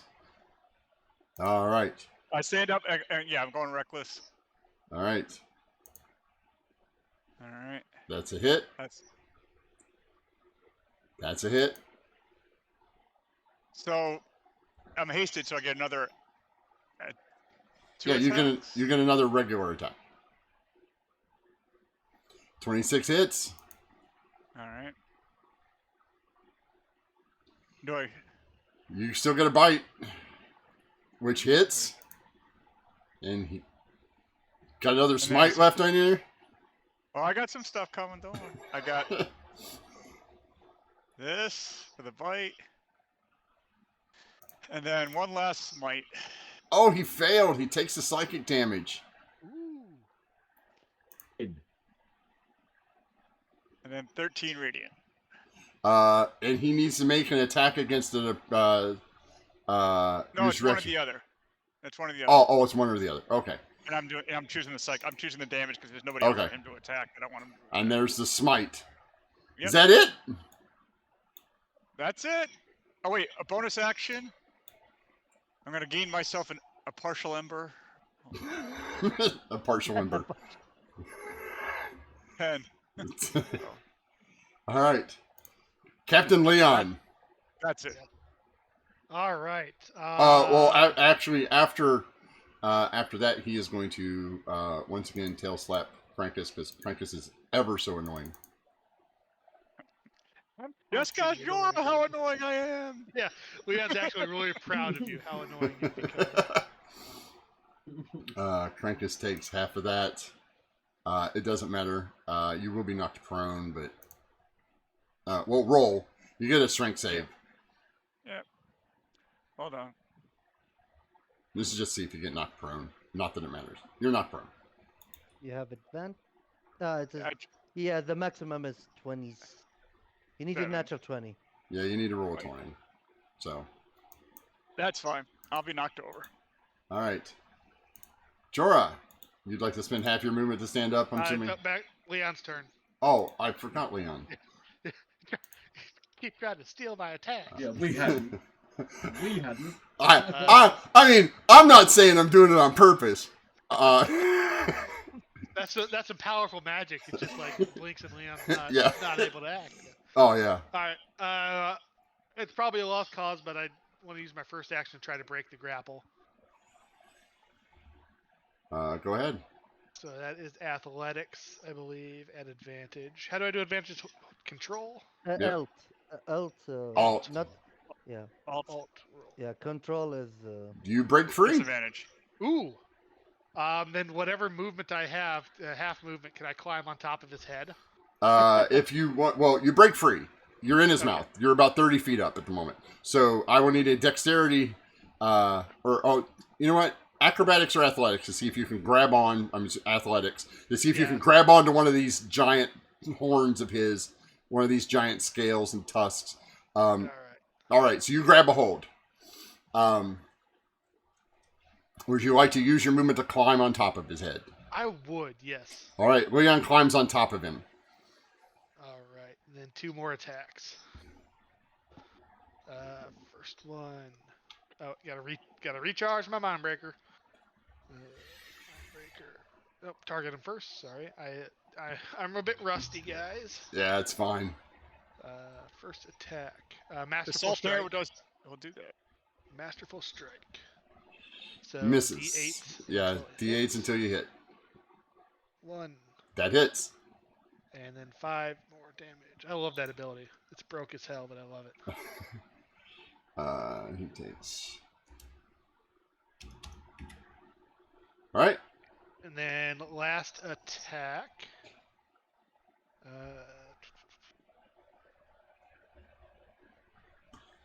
That hits. You know what? How often are you riding on the head of a transplanar dragon just unloading on it? Let's action surge. Sure, why not? Don't forget to add some charges there. So you gotta recharge my soul. I feel like with Leon, this is like it's Tuesday. This is not. This is absolutely not the first time Leon has been on the back of a giant monster. It will not be the last time Leon's on top of a giant monster. So Wednesdays I do my wash. Tuesdays I ride a giant monster. Thursdays I like to read. 19 misses. There's no way to speak about it. Yeah. 29 for 20. Yep. And No way to speak about his future wife. last one, Masterful Strike. Okay. Wait, I think I can only do one of those per turn. I'm not sure, so I'll hold off on that. So your last one? Last one, just normal. 22 misses. 22 misses. All right. All right. Now we get to Jorah, who stands up. Okay. I totally forgot something. I'm sorry. Let me do that now. Yeah, Buff Ball will take 92 damage first. Buff Ball. 92. Yeah, from the shockwave that he did. Oh, yeah. but he will start following me. I will run there, and I will try to stab it. He will try to bite first. He Okay. will lunge, pounce. I totally forget every time. Wave to the. But- Hi Yeah, guys. You. Have a good he stream. will Hello. pounce. On behalf of everyone, since Miss Emily has joined the stream, she is going to give everyone a +5 bonus on their next attack. Yeah. Woo! Thank you, I'll just Emily. go like that. Thank you. She's like, I'm just cool like that. Oh, it doesn't show. Works for me. I'm giving you bunny ears and it doesn't show. Yeah, you can't give me bunny ears because I have the thing set up. All right. Alright, bye guys. so- Have a good stream. Give her a +5. So Plus 5 25? is 25 hits. Okay, take 5 slashing, Yep. and that'll You cannot knock him Uh, prone. yeah, I know. I don't think that That hits. misses. That misses. That. And my turn, Yeah. as Josiah, he will stab it with grace. Yep. If you want to kill it, I'll watch you this time. 21 misses. 20 Five. misses. No, you're 25? no, Oh, you're first only attack. for first attack. Yeah, you had a 21 the first yeah. time. 20 misses. I will, what they call it, use my inspiration for that. Okay. So, Roll again with I need advantage. to hit. Yeah, I need to hit for this one at least. Alt. Attack.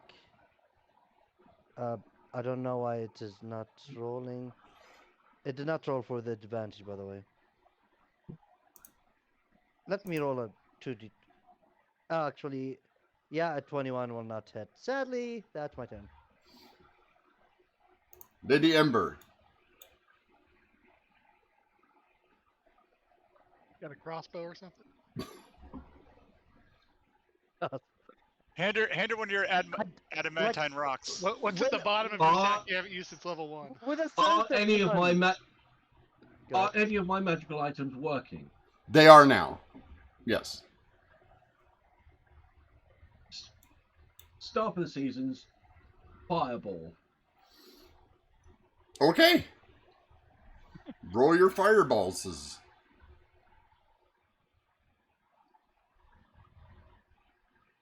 Now. Not exactly who will have it, but it will. But it has. You may need to. I mean, It's loaded up the spell for me, but it's not allowing me to cast it. for some Okay. reason. let me find 'Cause fireball. it's not a spell I normally have. But it's 80. Yep. So That might be the highest damage fireball I've ever seen. Yeah, me too. That's Oh above my average. god. That's a tasty one. he will automatically pass. He will use one of his. He will use his second legendary resistance. He's used 2. Ugh, So he will take. I mean, take 20. That's a spicy fireball. He failed. he takes.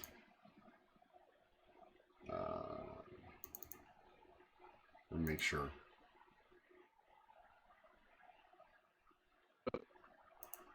He takes none. Immune to fire. He is a bronze dragon.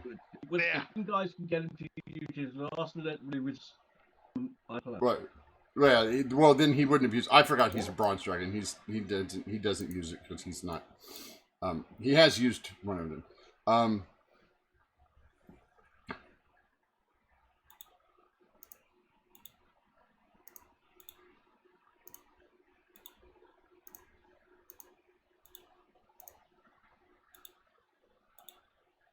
Untarget.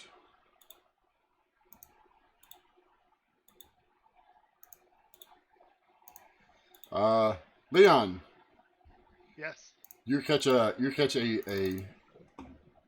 free claw attack. All right. It hits.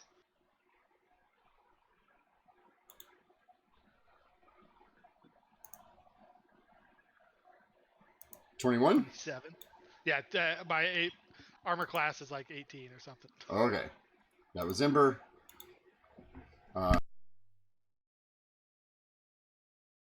Right. I think before this, didn't I get some healing potions?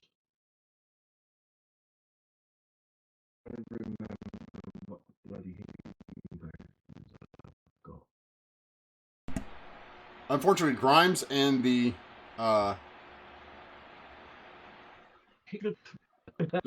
everybody misses. Oh, bad. Now, Leon, Yeah. you are completely and totally his. He does that Oh. thing when you put a treat on the dog's snout and he just like up and grabs it. Yep. 35. You are now grappled again. The claw. All right. That takes me to 0. Oh. Then he will toss your body out of his mouth, and Alright. you will fail 1 death save All right. as he flings you Nap. off. Nappy time. And then he will use his last claw on Karankus.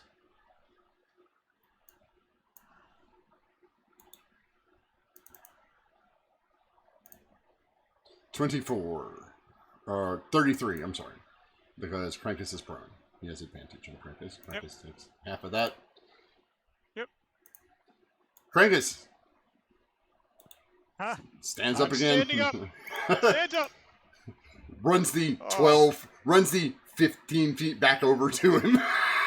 I'm hasted, so it's even faster. Yeah. Shoot! Oh, wait, hold on, I got it. Actually, wait a minute. Leon, don't you have an ability that triggers when you go to 0? Used it last week on the Trask. Ah. And Okay. Unless it reset in the last 20 seconds. No, it did not.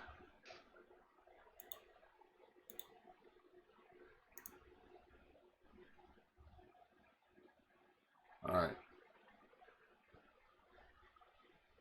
You hit? Can't even, it's weird how it's doing it right now. Yeah. So I can't even see the roll. Roll damage. Like I don't know why it's not. I'm trying to roll damage. It take time before it roll anything. I tried that when I use alt attack. Yeah. Just don't use the alter control or anything. Just roll. All right. Okay. So this is that's just for the damage. Yeah. So Yeah. like, you Yeah. can have something. There we go. You have it. All right. So now That's attack 1. again. Misses. Well, I'm going reckless, so it'll be. Okay. That was. Still misses. So the advantage was 20. Oh, put 25. I'm sorry, that first one hits. So 'Cause you 25 did- hits. Yep. All right. So there's your damage. Okay. You got that. Second one. 32. Yep.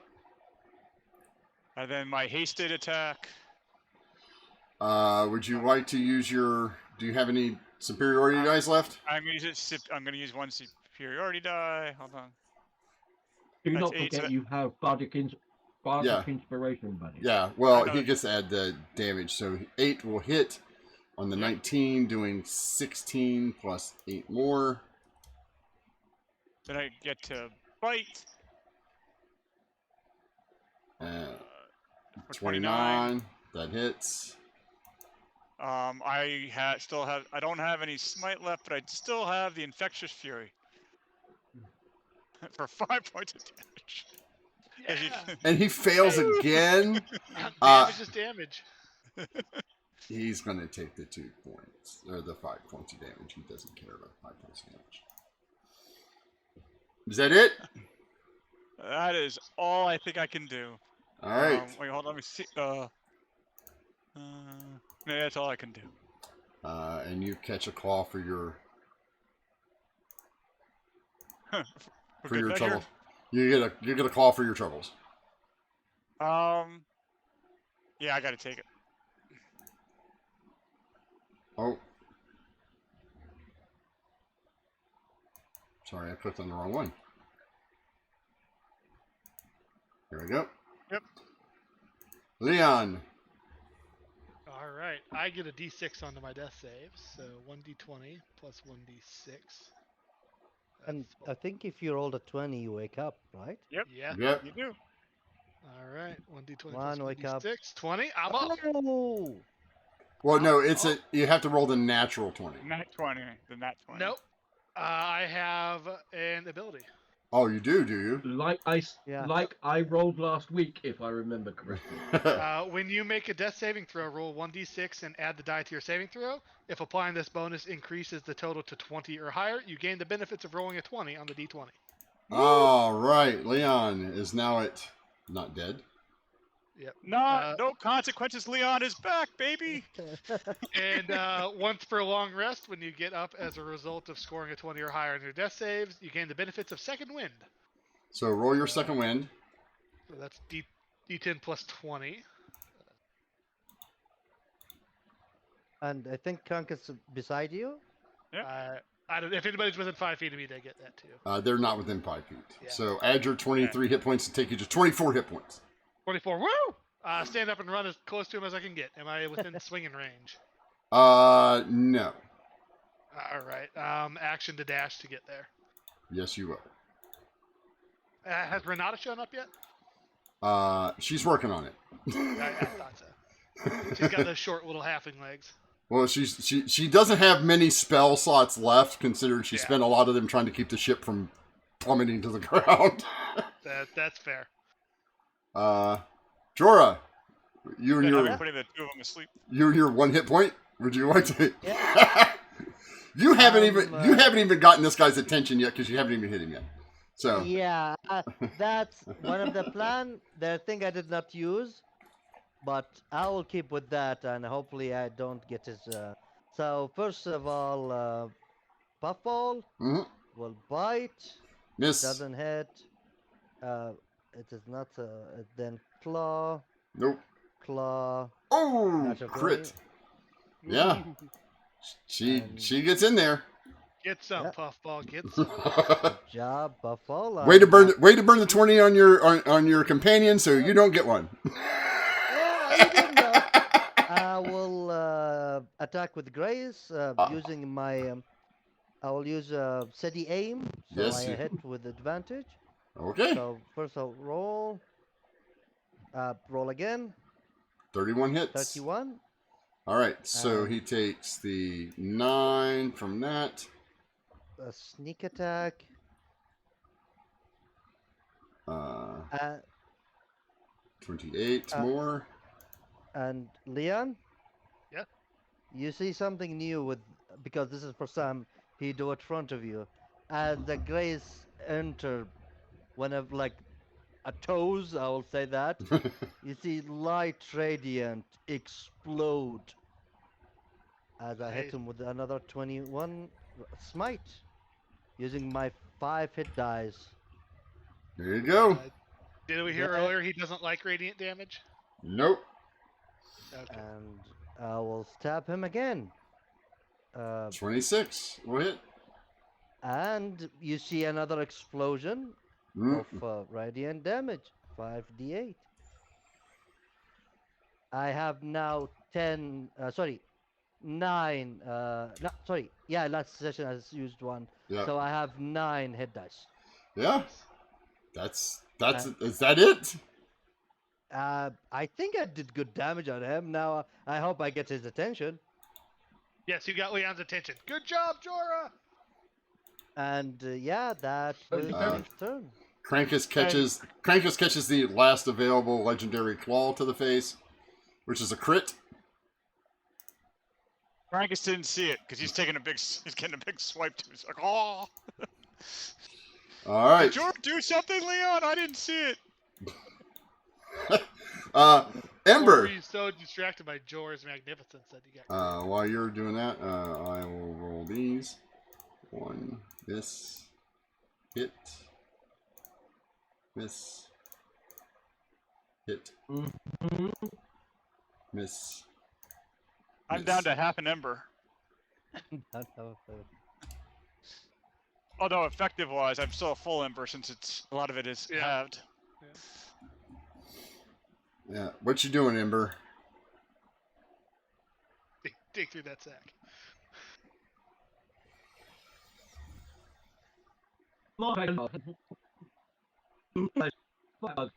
Magic items that can do damage. So I think the best thing I can probably do is sling another inspiration in Robert's direction. Yes.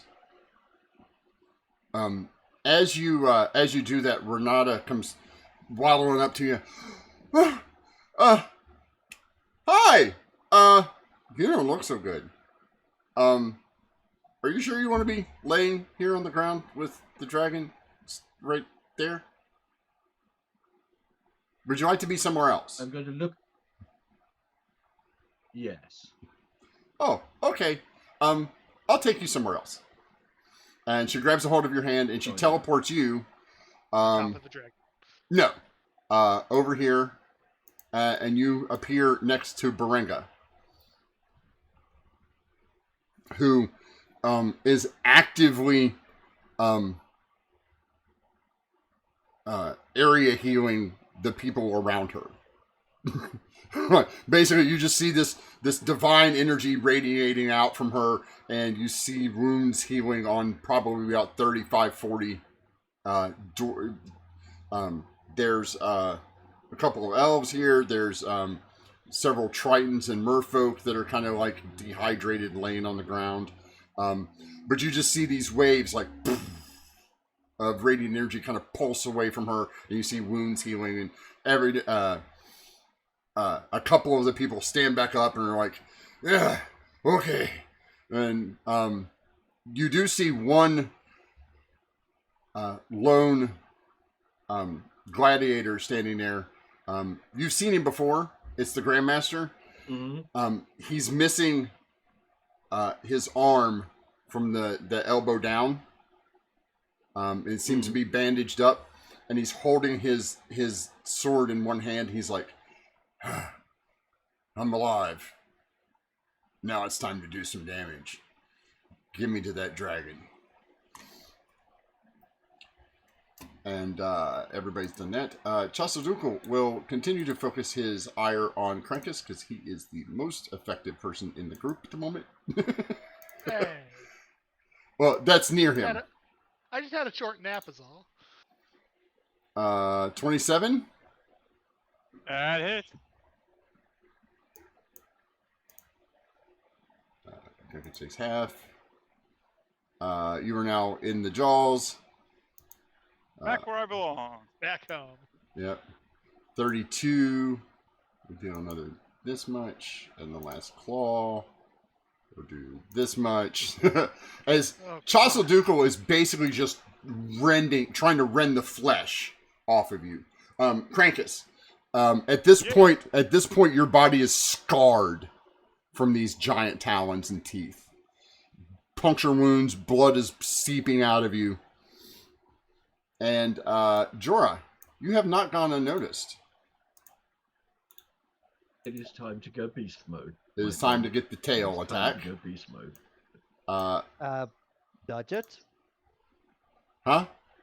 He rolled a natural one. Yep.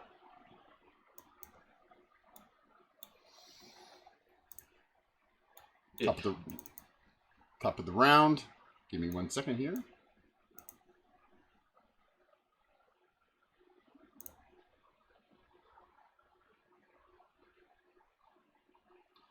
He will do this. Krankus, your haste is gone. So I lose the turn then, right? Because Yes. I thought the haste went down. He What's dispelled the magic, ability? basically. Yeah. Yep. Everything within 120 feet, he dispels magic. Puffball disappears. God damn it. If you have any magical spells on you at the moment, they are now not on you. Krankus, you kind of go limp. Get really tired. I need a nap. Is there Take a nap. is there anything you would like to say or invoke while on your turn? Beastie Boys, help me now. Yeah. All of a sudden, the Beastie Boys appear. Sabotage. You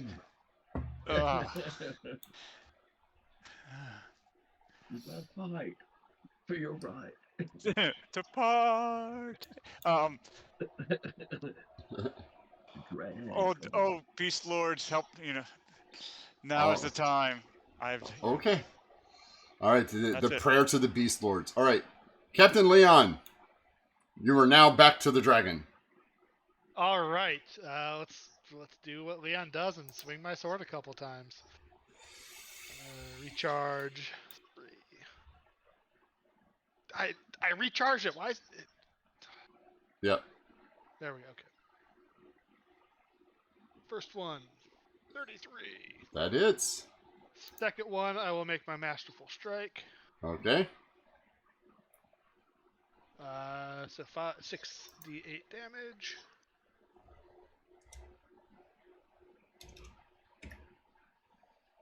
And last attack. 21. Do I have an inspiration? Yes. Should I use it here? What's her dice now? A D12. Yep. D12. Yeah. You get. That If hits. it works, I get to bounce. And if it works, I get to bounce it. It worked. So back to Krankus. Yes. If Krankus hasn't got one, yes. Back to Krankus. And I am out of pretty much every single resource except a battle cry. Do I have an ally within 30 feet of me? Yes, you do. The princess. She gets 3 temp HP. All right. She gets 3 temp HP. I Leon. look at her. I go, yeah. Her blades are pretty much ringing off of this thing. Like she's doing. And you see Grimes over there standing behind her, and she'll take like 2 swings because she is actively just swing because she has a scimitar of speed. You just see her, and every second swing you see Grimes's dagger shoot underneath her like there's some mind meld thing going on here. But Leon, as your last blow strikes Chasseldukel, several of his scales come off of his leg and land on the ground. All right. This creature is bellowing as you catch a. Oh no, he's used all that. All right, Jura. Yep. Steady aim, and trying to get to him. So let me. And all this fight, the party noted that Jorah blooded like broken, but doesn't say anything. Not saying any plan or anything, just focusing on a target. Target focus. That's good. That I'll hits. roll D20 if I rolled a natural 20. Oh, Alright. that's so close for natural 20, but yeah. Sneak attack damage. Yeah. I see. And I will burn another. You see another radiant explosion. 5d8.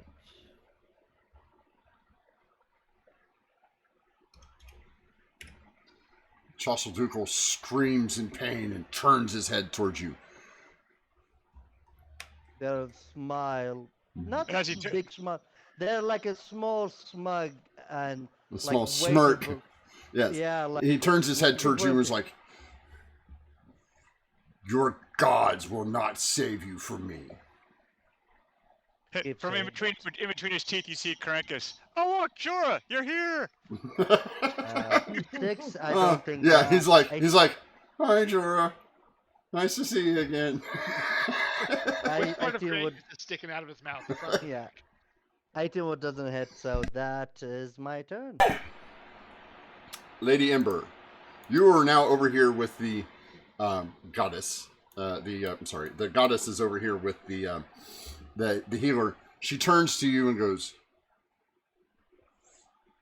lays her hand on you, and you are healed for.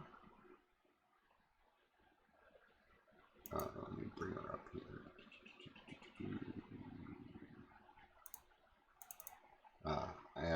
They've changed the spell, so I have to actually roll this. Hey, Krampus, imagine getting healed in a battle. Imagine leaving the battle to go get healed. Yeah. Someone try to heal Leon. He's gonna be like running. He's gonna be like trying to throw the cat in the vat. No, no, no, no, no. Ember, you were healed for. Point out that I single-handedly took one of the buggers out. It's taking you three fucking ages to deal with the other one. All right, just get on with it. Hey, You are healed for 70 hit points. Thank you.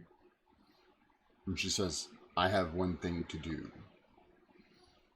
Then she turns to Renata. Can you get me to our friends? Renata's like, yeah, okay, sure. And the two of them teleport right beside you, Leon, like right behind you. She's like, hey, boss, how's it going? Kind of in the spicy zone here. I brought a friend. Go team? Like she gives you Yeah. 2 thumbs up, like go team. Like she does not want. You know, Renata is probably the most cautious person you know, and her being anywhere near this dragon is just making her uncomfortable. Krampus, or actually Yes. Jorah. Krampus is limp in his mouth. He's about ready to chuck Krampus away. I Jorah. got 40 points. I'm still up. Jorah. Does 28 hit you? yes. And when he hit me, if you allow that, DM, if you allow that, just the moment he hit, my necklace will like pulse from his claw and deflect his attack. I will allow it. However, there are repercussions. And yeah, there's something in my mind, that's why I ask if you allow that. Oh yeah, And I will I'm yeah. Yeah, so first I will see if it is hit. 1. It automatically hits. Ah, okay. If you're burning it like this, it will automatically hit. However, as you like, he hits you and you kind of roll with this punch a little bit, kind of slide kind of between 2 of his claws. You feel it grate across you. It clips the necklace. There's a burst of energy and the necklace explodes. Please spend the rest of your hit dice in radiant damage. The rests, okay? D8.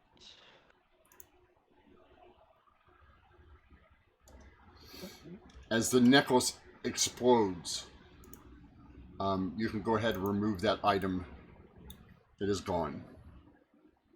Well used. And Mm-hmm. here's the thing that I want to say. I will look to him, tell him, and I believe the damage hit him much. Yes. I will look to him. I can do that 3 more. Come. And I will try to make it if you allow deception on him. Yes, absolutely. Absolutely, you can try a deception check on him.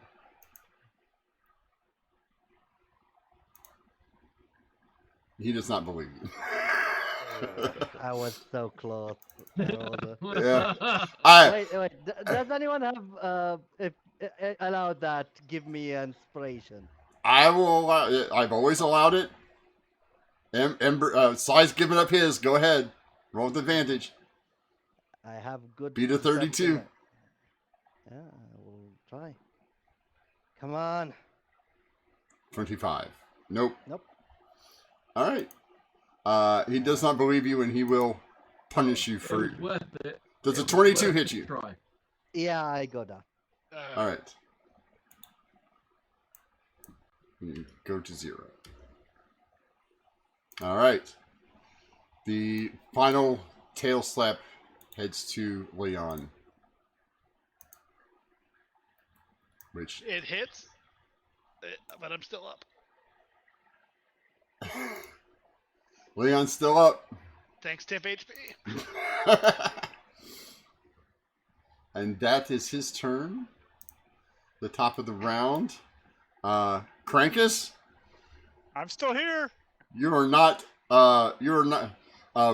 You feel the vigor of the animal lords pump through you, breaking you free from your exhaustion. You are no longer exhausted. You are Yay! no. There's no healing. Who needs that?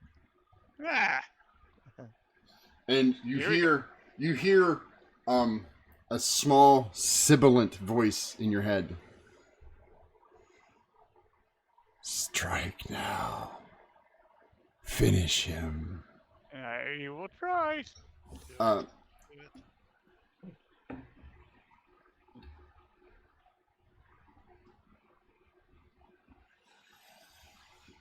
There's the I'm going reckless, and Okay. then Miss. well, I'm gonna use. I saw a superiority die. I'll Okay. try it. That's gonna 24. miss. You also have the Oh, I have the inspiration, right? you have the inspiration, Um, which automatically plus works. plus 5 from Miss Emily. I already think I used that one, didn't I?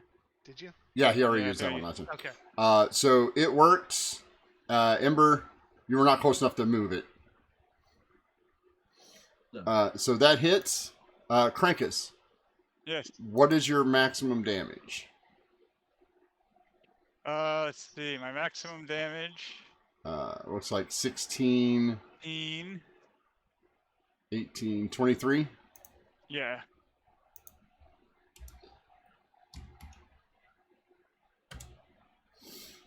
Go again. 23 misses. I have. Well, Oh, yeah, it's- you're I'm reckless. Yep. So, and I have one last superiority die. It's the last one. So that's on the 23. That makes it a 28. Nice. Yep.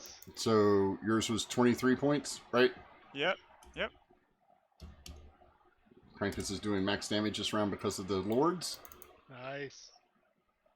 Finish Then- him. Bite No! misses. I got Wait, nothing. Oh, Dad. Yeah. Oh, that's all I got. He will put a bite. He will put a claw into Krankus.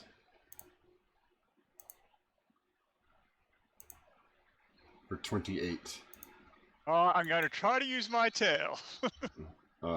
Actually, no, I can't because the highest I can get is 27. So Krankus goes down and comes back with 1 hit point. Nice. Well, you have to roll. It's Oh, a it's a D- D10. It's a DC of 0. But yeah, No, first one is D. Ah, yeah, you're right, actually. my first the 2 are ability. DC are DC 0. So if you can make a DC 0 Constitution saving for the first 2, I can. If you want me to roll it, I can. Yeah, you can roll 1. I mean, you can technically roll 1. You didn't roll 1. Krankus has 1 hit point. Yep. Which enrages him even further. Leon. Okay. Still here, buddy. I'm here for you. Duck. And Leon will take out his adamantine stone. Okay. I will use all 30 feet of my movement to spin in place and just rip it at his face like a shot put. Okay. Masterful strike. You have disadvantage on this, of course. Masterful strike. Disadvantage. Okay. All right. This is so stupid. All right, where's my rock? How we killed the ancient Back undead control. dragon? This is Control David versus Goliath, right here. The stone. How do I do disadvantage? Is that shift or Control. Control. control? Where's my control? It's not rolling. All right, just roll No, normally just roll twice. normally twice. Oh, it's because he wasn't targeted. My bad. I'm new at this. Okay, shit. I gotta use a lot of these dice. I got 68 to roll. Yep. There's 1 is 18. 18. 2 is 23. 23. You need one more. Then. That There we hits. go. A hit, and I got 3 left for damage. Roll them for 19 points of damage. Call it, Leon. So yes, just like I yelled to Krakus, knock! Pull out my. It's got I a lot cannot more believe scratches and that scrapes worked. on it than the last time you saw it. But my adamantine stone, you've seen me chuck around so many times. But just spin in place and throw it up. We'll say because the disadvantage it misses, but then arcs down and just like bops him on the top of the head. Catches. Well, no, it hits him in the top of the head, but doesn't do any damage. But when it falls, it lands and hits him in the eye because it's not armored. We'll say it hits him on the top of the head with enough force that he bites down on the Krakus' axe. Yes, that's beautiful. Oh my God. Krankus, you will take a bunch of damage. Give me your DC 10 as you basically fall underneath and roll away from this thing. You roll out of its mouth. The dragon lies dead. The cleric casts a mass heal so everyone can get up. Oh, up. I don't need help. I need help. One of us needs help. Yeah. Jora.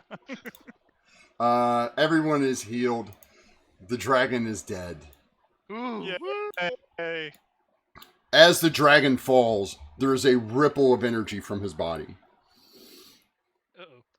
You see it arc as magical energy. It pulses, and then there are bolts of energy shooting towards the sky and away. And you see it strike what appears to be an invisible dome as you see this golden and blue-hued dome that you didn't know existed start to crack and shatter in pieces. All of you are now completely, as it shatters and falls away, you see the images of your gods in front of you, congratulating you. And then you hear a voice. You were all, Ember, are brought over here by your goddess. You're healed. The champions stand united around the corpse of this, congratulating everyone. And then you hear a voice from behind the party. It's a familiar voice. You've heard it several times. Well, I'll be damned. You guys actually pulled it off. Ember. It's your friend. The one you hate the most. Yes. Oh my God. Romash. It's Chromash. Chromash walks up, and you see him. He's kind of twirling. It looks like he's, with one hand, he's juggling a pair of daggers. And he's like, I didn't think you guys would actually finish this. This is impressive. And the fact you're all still alive, that's kind of nice. And as he gets closer to you, he morphs into Robin and says, it took a little pushing, but you guys got there. Oh. Did that? What? Looking at him, but in a very calm voice.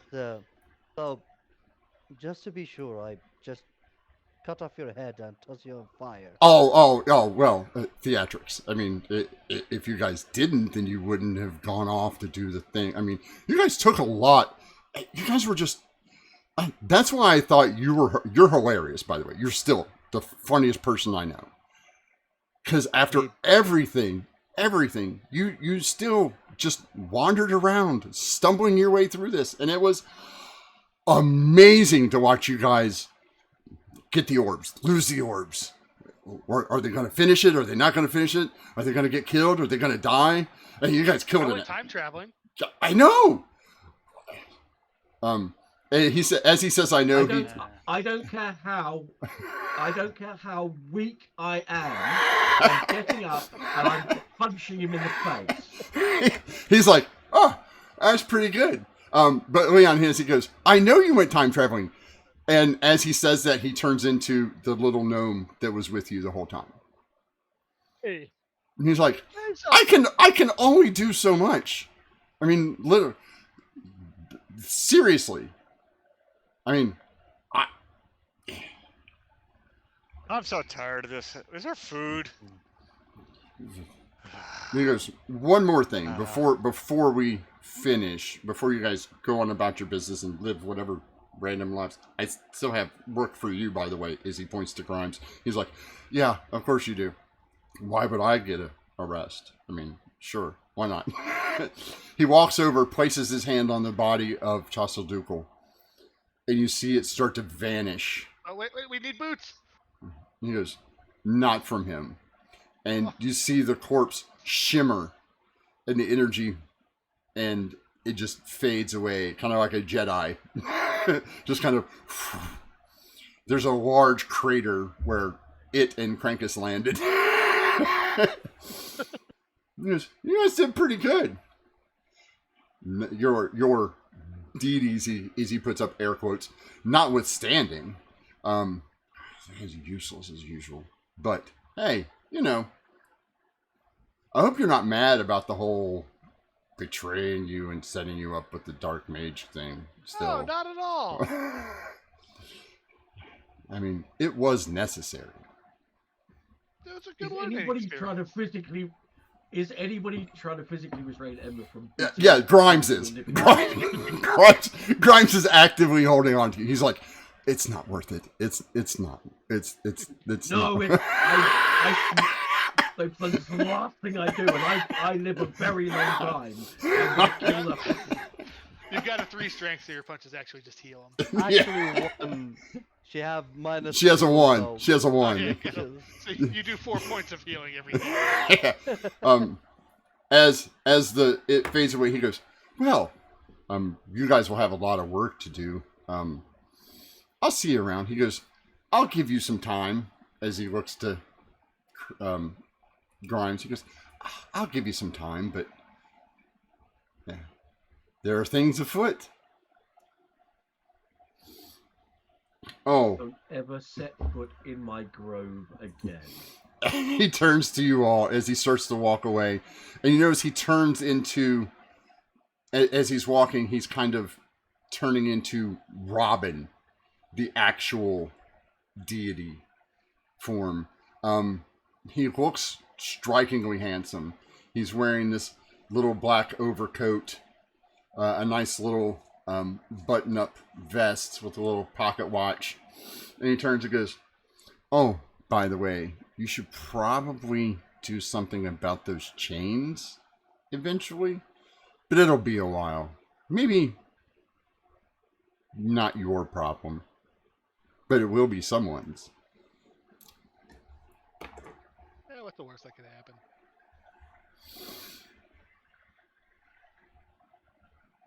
As the group moves about their business, they eventually, the heroes of Embry, the heroes of Thalos, finally get a respite. Spend plenty of time cajoling.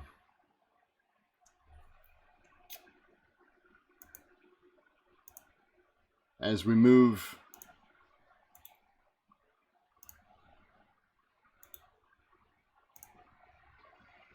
to the scene,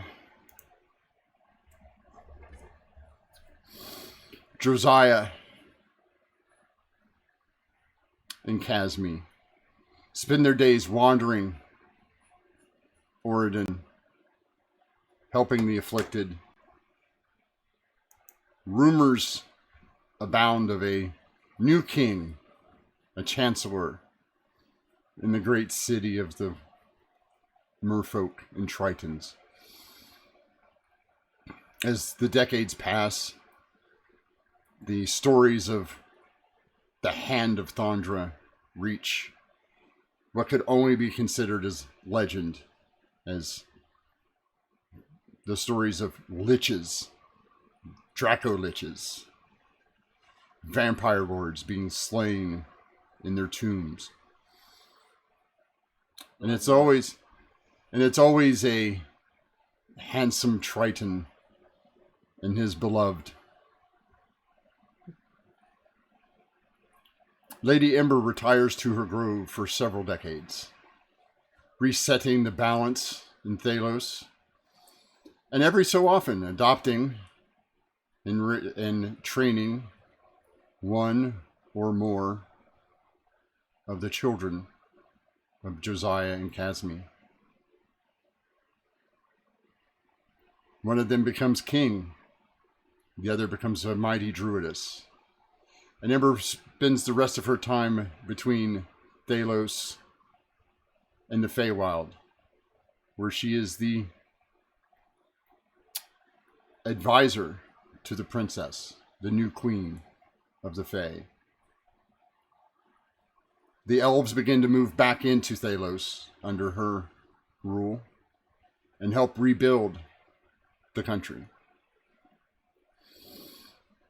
Captain Leon's ship is eventually repaired, and they begin constructing a fleet used in the rebuilding of the countryside. Thalos has lost many of its heroes, many of its mages, There is no king. A council is formed, but Leon is not one for politics. He spends his time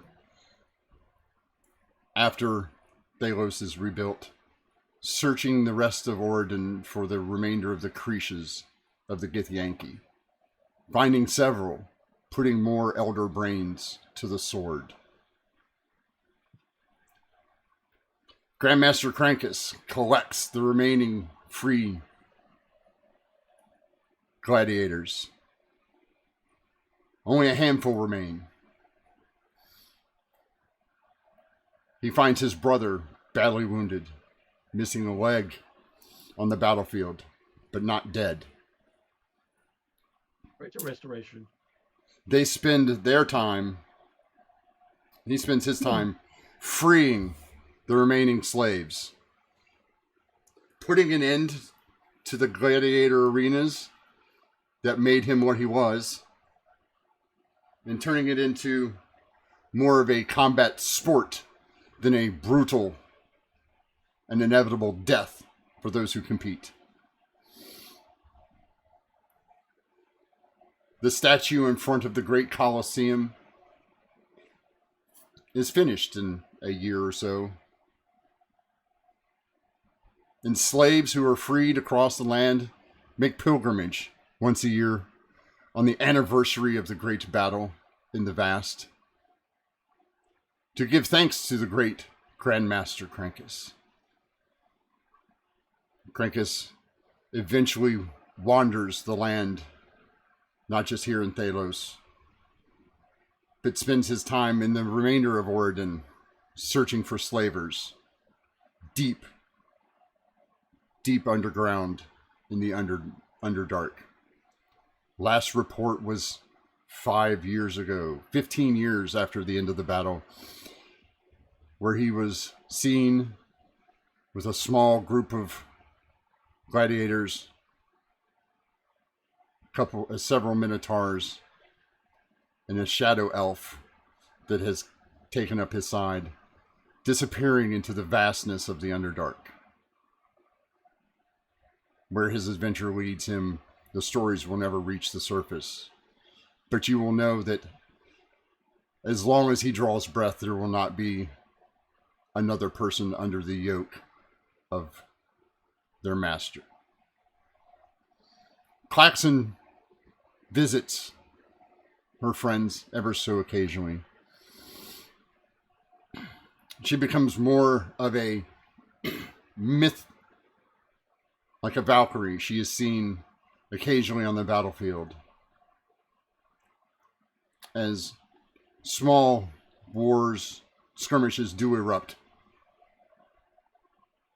but they are put to an end quickly by Ember and Leon. Peace is ruled throughout the land. The giants, her father and mother, have peaceful relations and help rebuild. The dwarves rejoin the surface world and begin trading actively with the human civilization and the merfolk, who they find an odd kinship with in their ability to make things out of pretty much anything the sea or the land give them. As the decades pass and the heroes go on about their way, they become myths. Eventually, the only person who can speak on their exploits is the head librarian, Renata. Eventually, she passes. Her child, her son, takes over as the head librarian. And every year, the festival in Embry for the heroes of Embry and the Battle of the Library takes place in front of the giant statue. Peace is had.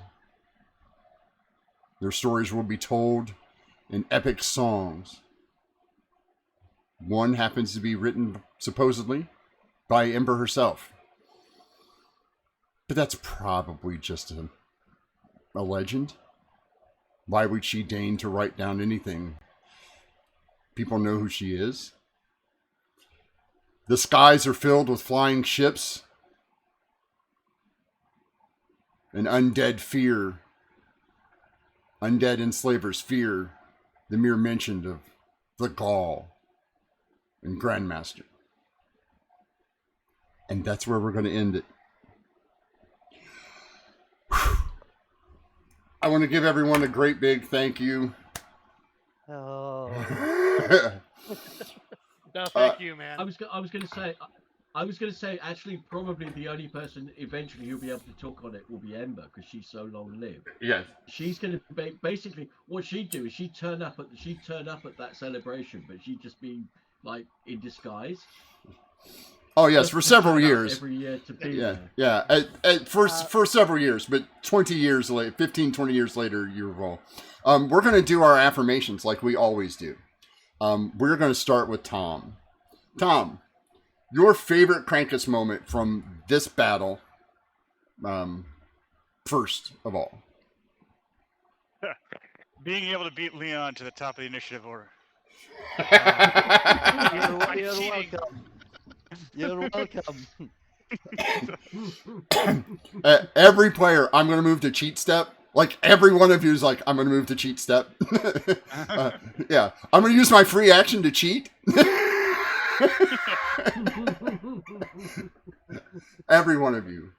I mean, The amount of time, for me, it was the amount of time you spent locked in its jaws. oh, the teeth? Yeah. Yeah, and was just like, you Yeah. stupid animal. You stupid lizard. Now I can hit you and don't have to spend any movement. Like, I don't have to spend any resources to hit you. This was my plan all along.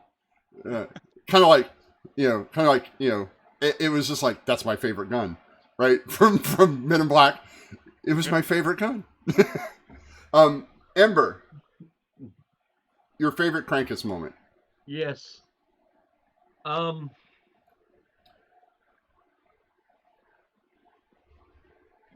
I have to say, I can't remember which round it was, but there was one round where you absolutely unleashed on the dragon. I think you did about like almost 100 hit points of damage. Might have been the action smites and with hits. Yeah. Yeah, there was the action surge round when and it was literally like about 4 or 5 attacks. You were just plowing, Uh-huh. we were just dumping Yeah. everything in just And to it get this guy and on the it failed ground. its save against the bite like 3 or 4 times. Like 4 that was times, I yes. know yeah. that was awesome. That was awesome. Robert.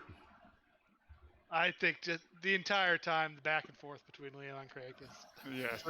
racing to the guy, talking crap on the people healing. I think that was the band was back together, and it was Yeah. great. The Bash brothers going at it like, I hit him, no, I hit him, no, I hit him, no, I hit him. But it's just every step of the way, Krakus was like half a step ahead of Leon. just a tiny bit. Manam. Yeah, everyone said everything so cool for Krankers to do, especially like with him, with Leon running there, getting sheet, so he front twice to send him there first. But like the how to put the word, the like the strong will for a person getting bite by a mountain, something bigger than mountain, and stuck between teeth, and he's still shit chatting like it is like another day, and smack it between the teeth. Yep. Knocking out a few That teeth. that is like he's like it's no way like Crank is getting bloodied and hit hard, but for Crank is like yeah. I'm Yeah, bloodied, I'm but fine. I'm I will fine. blood you more. I will blood you more. Yeah. You ever have like a nacho chip? You bite into the wrong side, so the point goes to the roof of your mouth. That was Yeah. Krankus. He was the nacho chip in that dragon's mouth. Yeah. Oh, I was just waiting for you to crawl inside. Like the only thing that would have made it better is for Crank to say, can I crawl him inside his mouth and beat him to death inside? Like that was I was literally waiting for that. Sai. In fact, I was going to say I'm surprised that didn't happen. You climb inside and go, well, this is the quickest route to the brain, and there's no way. Well, I was waiting to be swallowed, and I wasn't. He doesn't fighting have it. a swallow attack. He doesn't have a Oh, swallow attack. I was waiting for him to swallow me. That's why I didn't fight the grapple. I'm like, Yeah. just swallow me. Yeah, he doesn't do that. That's. So, I mean, that's the thing. Like when I was in He's the got a lot of. I He's got a couldn't- lot of abilities. That's not one of them. Like, because for Krankus, he's never gonna fight being restrained if he's No, fight- Krankus is like I'm grappled, and now I don't have to chase you around. Sai, your favorite Ember moment? I mean, I can pretty much guess what it is, but go ahead. It was well. I mean, getting rid of time bomb was pretty cool. The one and only time I get a chance to cast Wish, not very nice. But I think actually it was the comment. I can't remember who said something. Somebody said someone do something, and I said, listen. I got rid of the one guy in one round, and it's taken 3 of you to get Look, I like to imagine you weren't did even my allowed to hear job. us say that, so I imagine you were just having that argument in your head, knowing we were saying that. yeah. Tom? I mean, yeah, the wish spell was just yeah, that was what a difference that made. But yeah, that's You get to cast Wish. How often does that happen? in a battle too. Like, Yeah. How often does wish happen in a battle format? But yeah. Uh, That's also actually neat to see all the, like you rarely see the impact, like the negative downside, like the consequence to wish, like with like the spell being not being Yeah. cast and all that. That was cool. But yeah. Manam. Of course, like with everyone, the wish spell, but later on, how persisted is like trying to assist in the battle. That like normally Ember when she's begin weakened state, she retreat, but no, she stayed there and assist the party even like in a bloody hell 1 strength, and still stay there. But to me is the fun moment with her trying to punch Robin or Gromash, like even in 1 strength, like okay, but like that persists. Like I feel after decade when she regained her power, there time Robin tried to prank Oh Ember, yeah, yeah. Ember. He avoids the grove. He actively avoids the grove. I'm sure Look, there are look, times they I'm- will show up together and Ember will try to, like, there are plays they will come and they will no. say, You don't "Oh, they- understand. Every single animal, creature, spirit, everything in the grove has been told to attack that little slip. But he comes in and every single bit of wildlife, Yeah. everything, flora, Yeah. fauna, Her- the mushrooms, her- are going after it. Her and Grimes have a committed but not permanent relationship, but they always meet at his place because she doesn't want Robin to pop in her grove. Oh, is that like having a horrible relationship with your father-in-law? Yeah, that's yeah. They never meet at Ember's house. It's always somewhere else because he refuses to let her in. Robert, your favorite? No, that was my moment punching a god. It was just Who else such is a... going to have the ego to do that? Yeah, the entire campaign, you're claiming you're a god. You have the ego for it, and yeah, who else would just walk up and close fist? with the one strength, she hobbles over in her walker. It's just like, It wasn't about the damage; it was about the message. yeah, it was about the message. Robert, your favorite Leon moment?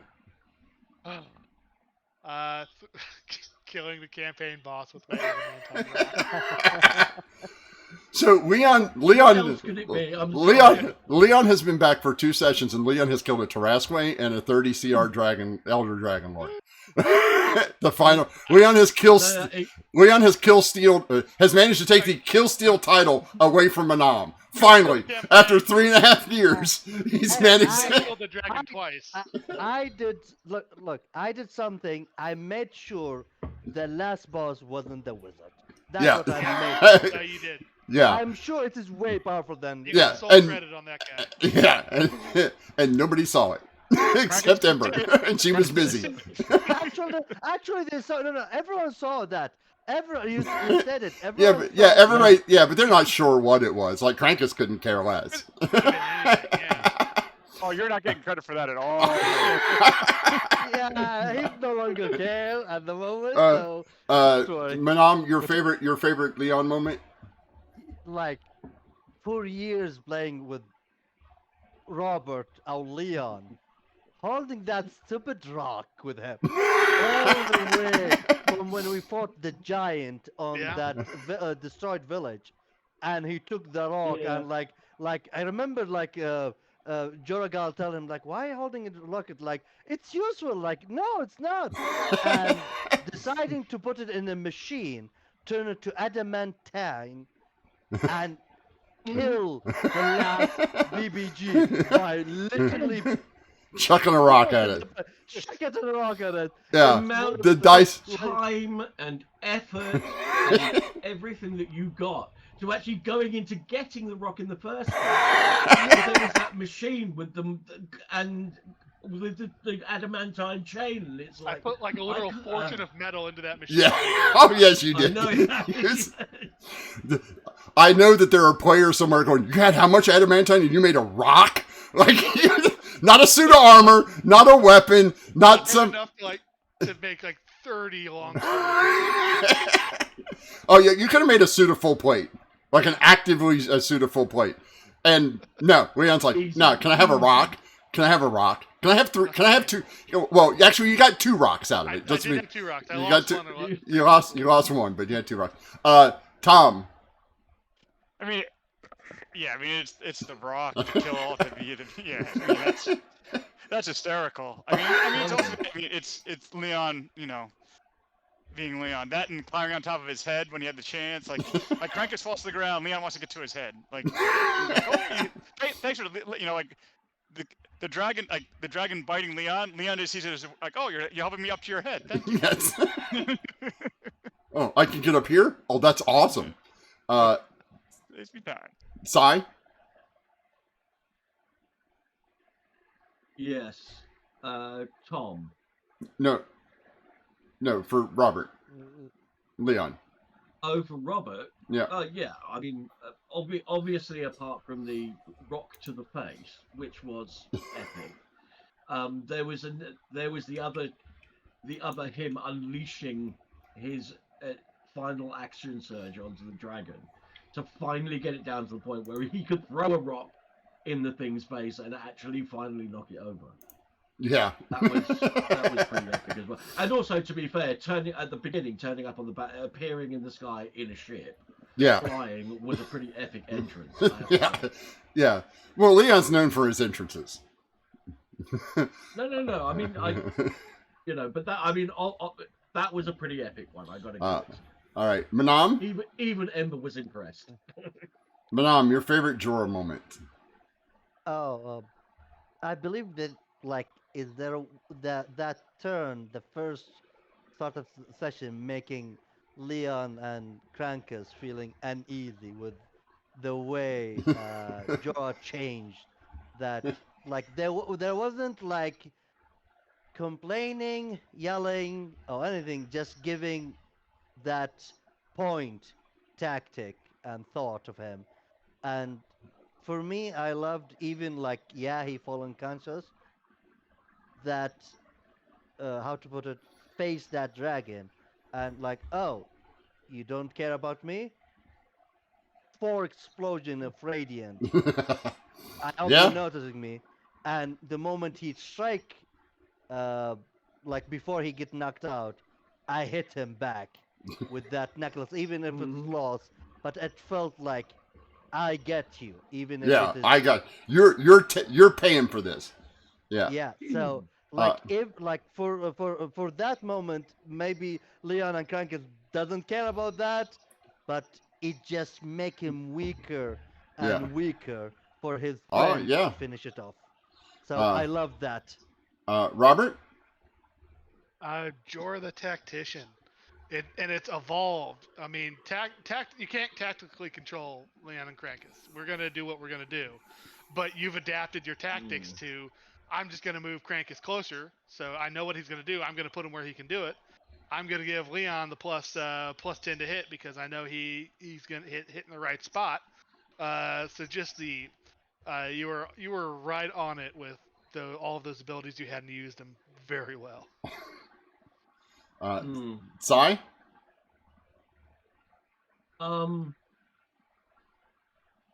I like the role play change of the before and after having seen Thandra a bit. That was nicely done, sir. And taking out the dark mage when you did really helped, Yeah. because it allowed us to focus on other things. So that was probably, although it was the last session, that was an epic moment for Yeah. Jorah. Definitely impacted this fight. Right. Tom. Yeah. Your favorite Jorah moment? Trying to lie to the dragon after taking one in the face. I was waiting for somebody. That was my favorite. You're like taking it to the face, and he's like, "I got more where that came from, bitch." And he's like, "Does he? Does he really?" Like, you guys. That was good too. And I did apply a small bonus to that, Jorah, because you guys have actively, like, he knows that you guys are actively trying to kill him, and there's no escape for him because he can't fly away, right? He unleashed on you guys so hard, and then you do that, and then there's repercussions for it. Like, he hadn't attacked you before. Like, he missed you with the tail the first time. He just actively goes, I'm just going to claw him. And as soon as he makes contact with you, you're like, yeah, fuck you. Giant fuck you. Like, there's more where that came from. And he's like, is there? Should I try to hit somebody else? It was really close. By the way, it was really close. He only beat you by two. He only beat you by two. Not as big as it looked on the dice roll. He beat you by two. And it was so close. I just want to point out something. I could use that with the wave of whatever he did, like knocked out. I could do that. I was thinking to do that, but I said if I do that, he will like, oh, He'll know taking, something's some up. kind of precaution. Yeah. So I decided not like, okay, I will have a chance to wake Yeah. up because I More have advantage in that save. Yeah, more tactics from Jorah. Now, before we do, yeah. Oh, go ahead, That Tom. was like the fact that how much he's like, I want to spend inspiration to beat it. I want to do like it wasn't just like that you did it, but he's like, I'm gonna like you. I'm key committing. everything. Yeah, I'm committing. We're committing to the bit, right? We're committing to the bit. Before we do the last one for the DMs, we're gonna have our little after session or whatnot. I want to start with that. So we're gonna take like a 5-minute break. Everybody, take your little bio break. We'll grab some water or whatnot, and we'll be back in about 5 minutes to have our little campaign discussion for about an hour or so. And so we will be right back. All right. See you guys in 5. Okay, see you Back back. in a bit.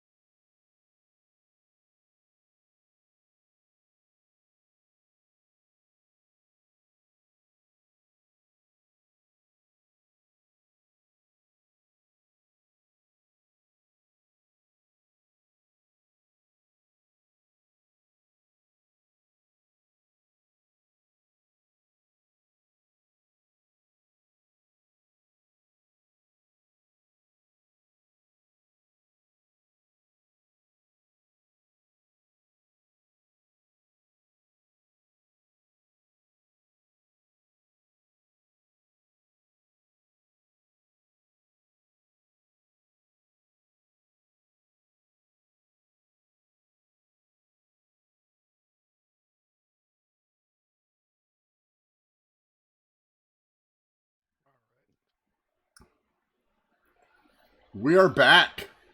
Thanks everyone for sticking through all of that. We are going to now do the affirmations for me, the DM.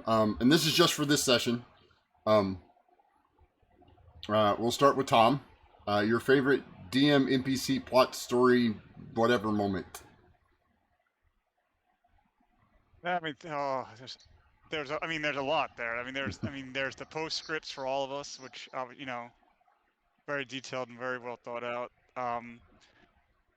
I do like the idea of Grimes carrying around Ember everywhere and just him being like, "This is the best ever. We should do this every day, Ember." Yeah, and she can't physically stop him from picking her up and wandering around with her. No chance. Sai?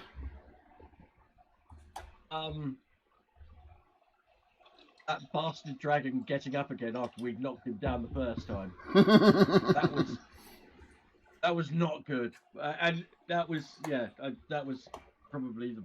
I mean, from a DM point of view, that was awesome. From a player point of view, that was an oh shit moment. So, you guys still had a shit ton of resources. I wasn't going to let you get out of this without being empty. On empty. You guys are not speeding across the finish line. You guys are carrying this car across. You guys are going to be like the 88 Jamaican bobsledders where they had to crash and have to carry it across. You guys should have skated across. Cool runnings. Cool runnings. Yes. Robert?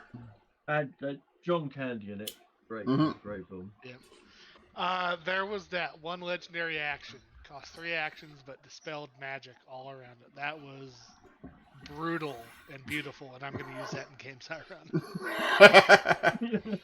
run. Oh, I mean, it knocked Crankus out for a whole round. Yeah. It was like, Knocked out Bless, yeah. Yeah. Knocked out Bless, it turned off all your magic items for a round. Like, it was designed to do that. That's the thing. Yeah. It's almost like I made a BBEG that could take the party on, because you guys are Yes. so powerful. Manam?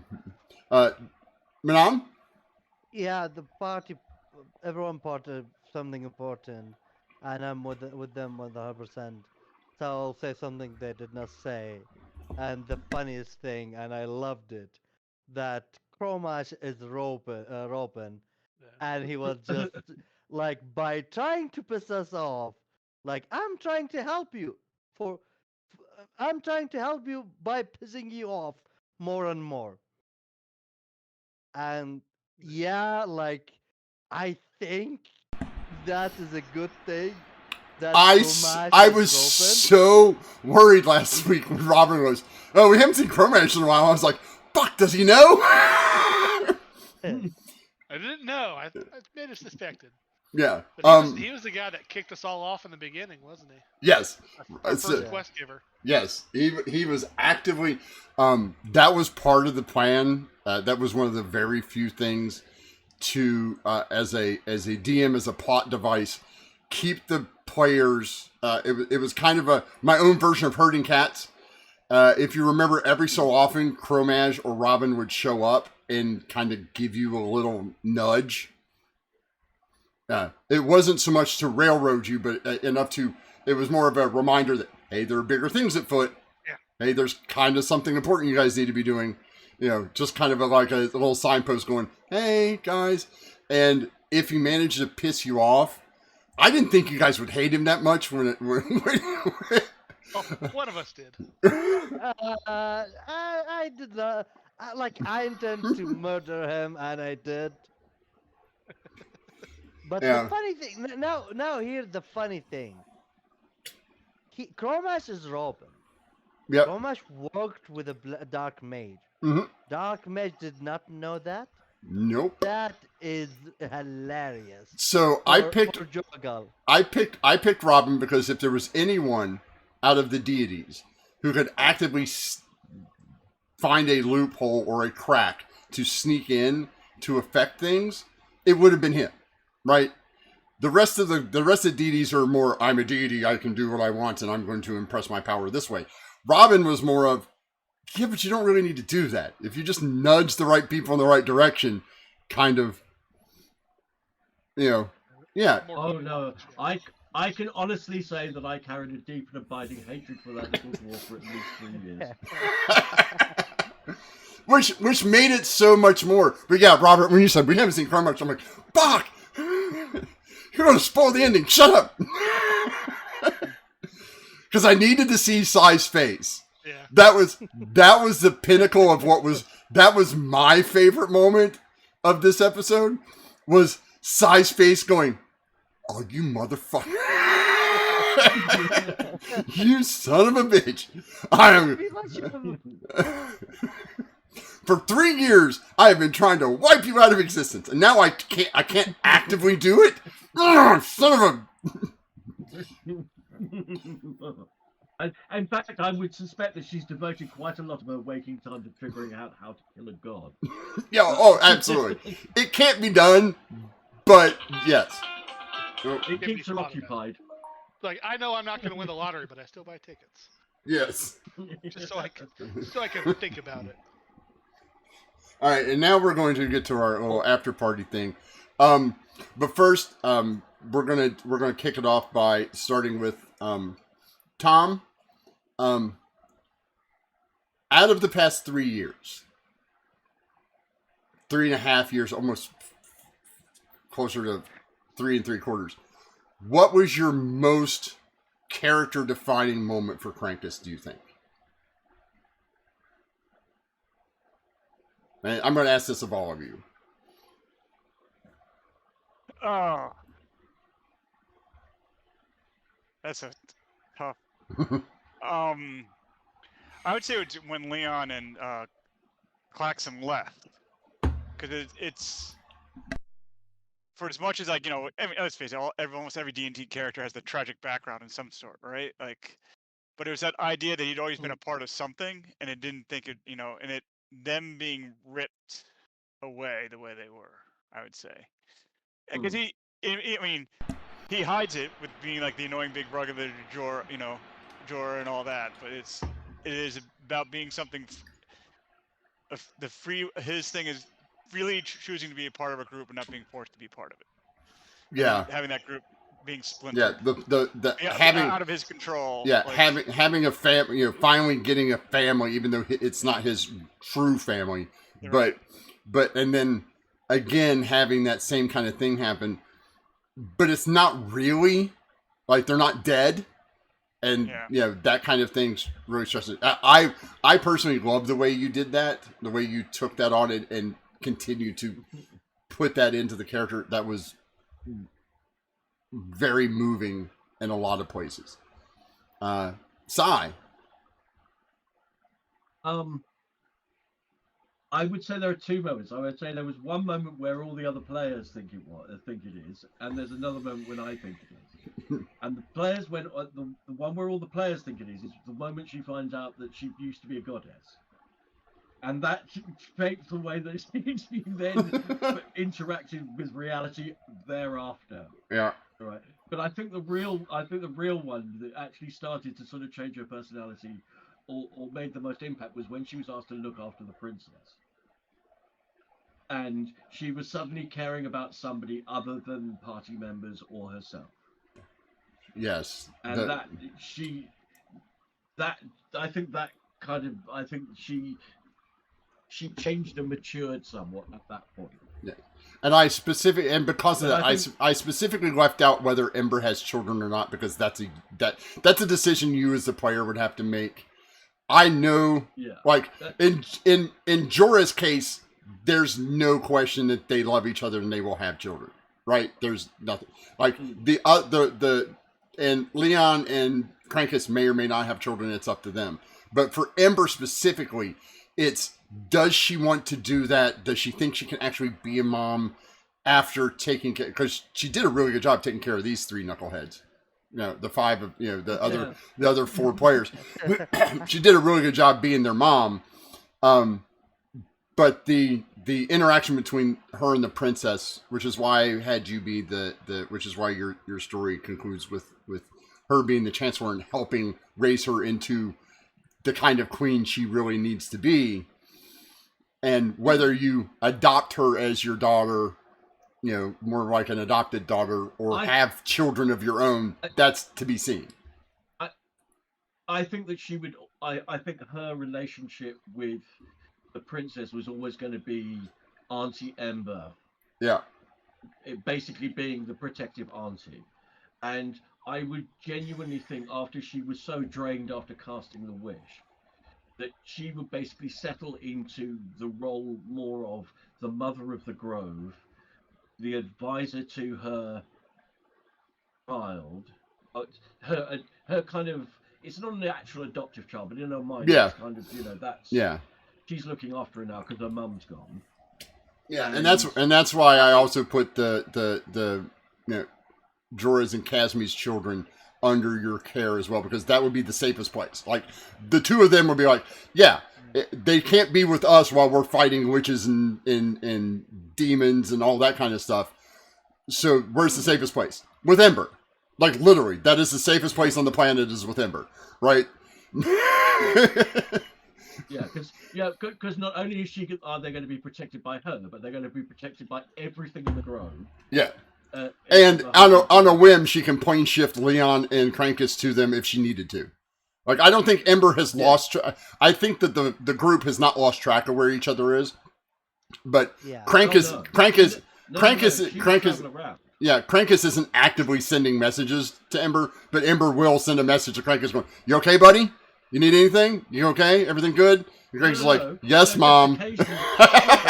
No. Occasionally, once every 5 or 6 weeks, she'll just teleport there and turn up.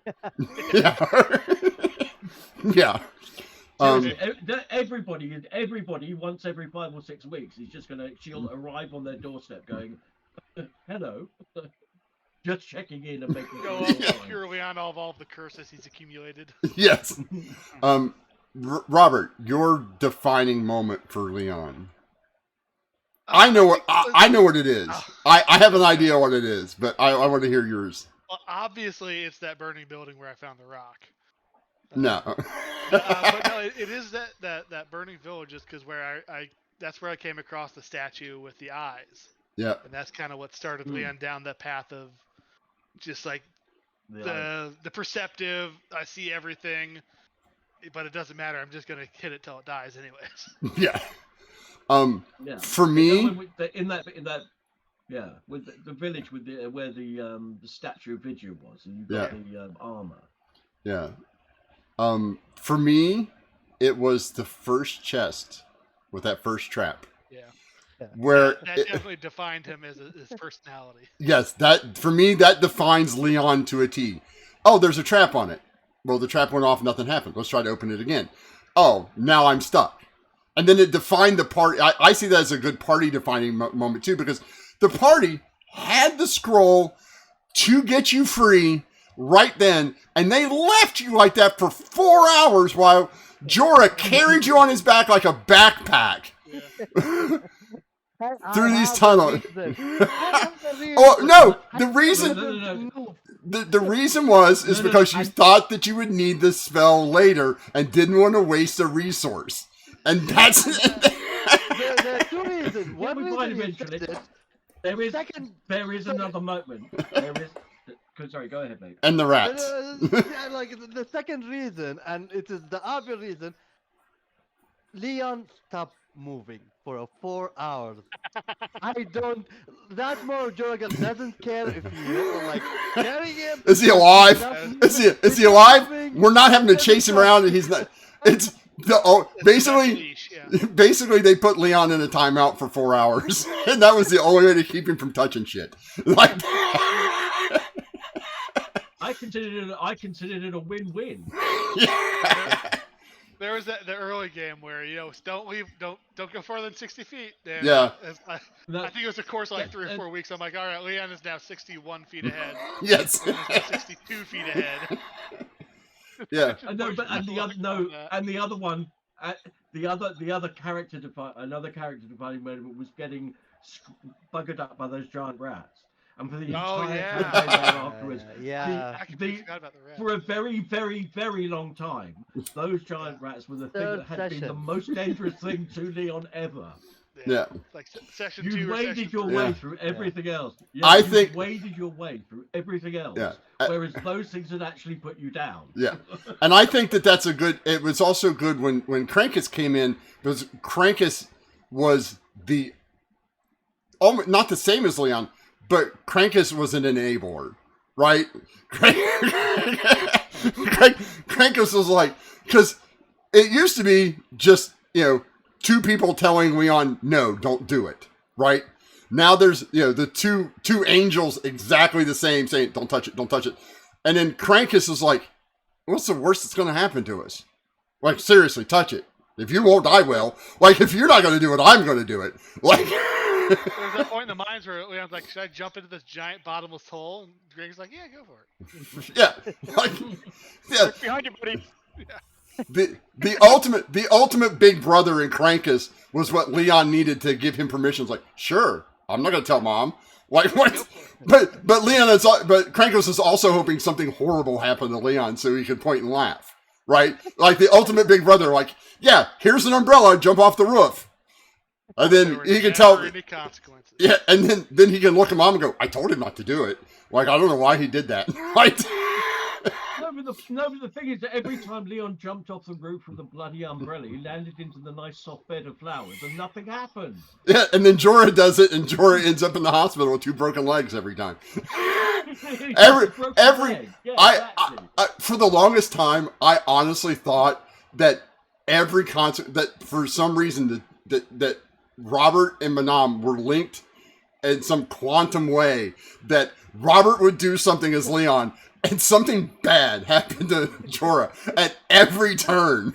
Like Leon would do something, and then that session or the next session, there was some kind of consequences. But it only happened to Jorah. Yeah. Jorah has the record for the most cursed items ever found by a player in a D&D campaign. Like,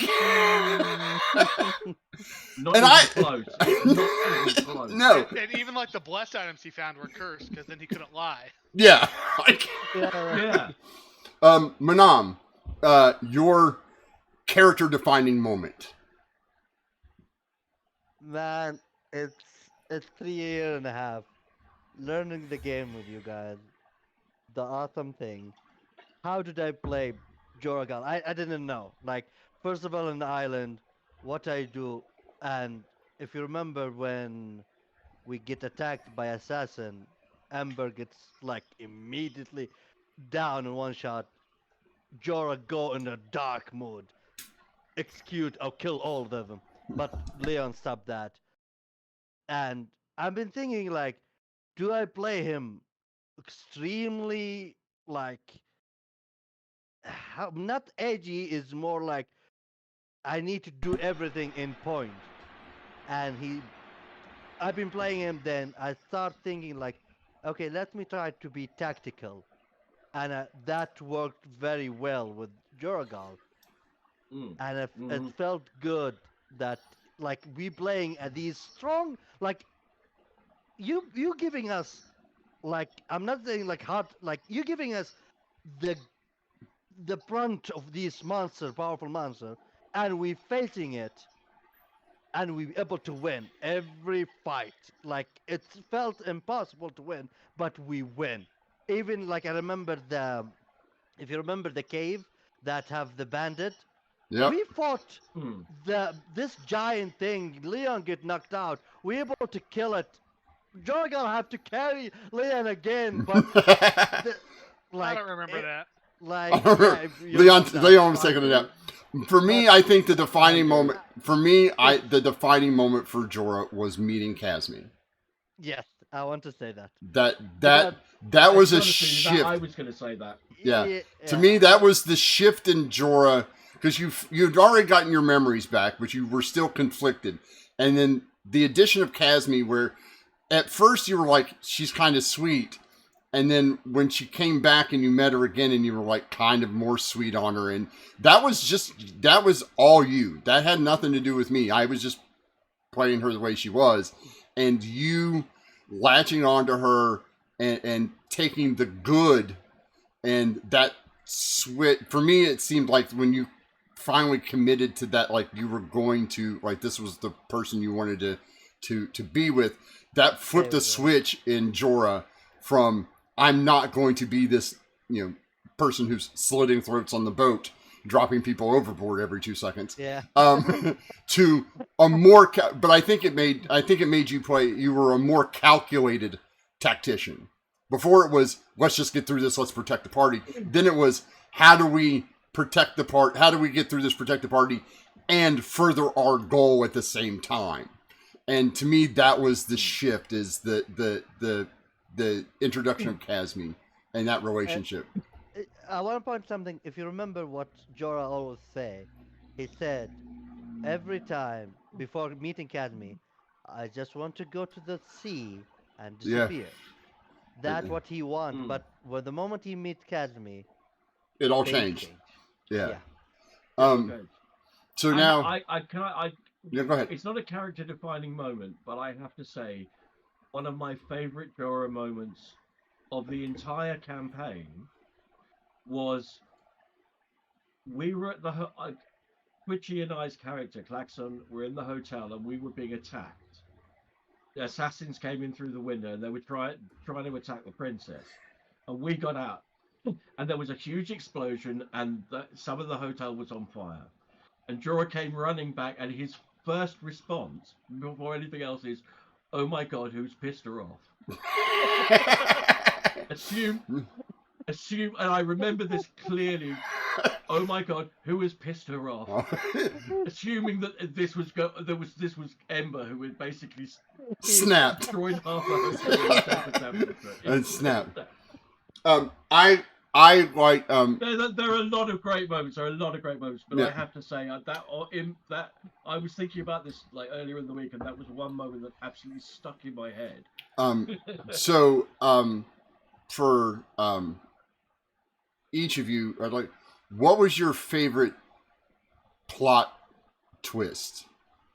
Something that threw you, not this last one, because we all know that Robin threw you off for a loop.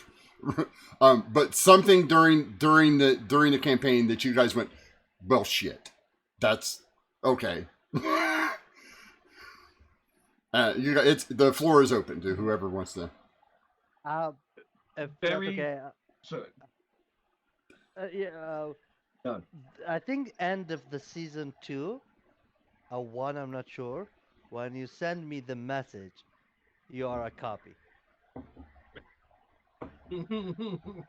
Yeah. That made It was It was the end of season 1 when you guys burst through the door and saw you standing there in a full suit of armor. It's like, but that's me. But I'm here. But that's me. Like the whole Spider-Man pointing me. Yeah. That's a moment like, what? And you would send me like, oh, like you have a part of your memory that you're a copy. Yep. And that, like, my brain is like just melted. jumbled. Yeah. Sorry, you were going to say something? I think mine was the very early realization just how intimately my dysfunctional family was involved with all of this shit. and the more we learned, the worse it got.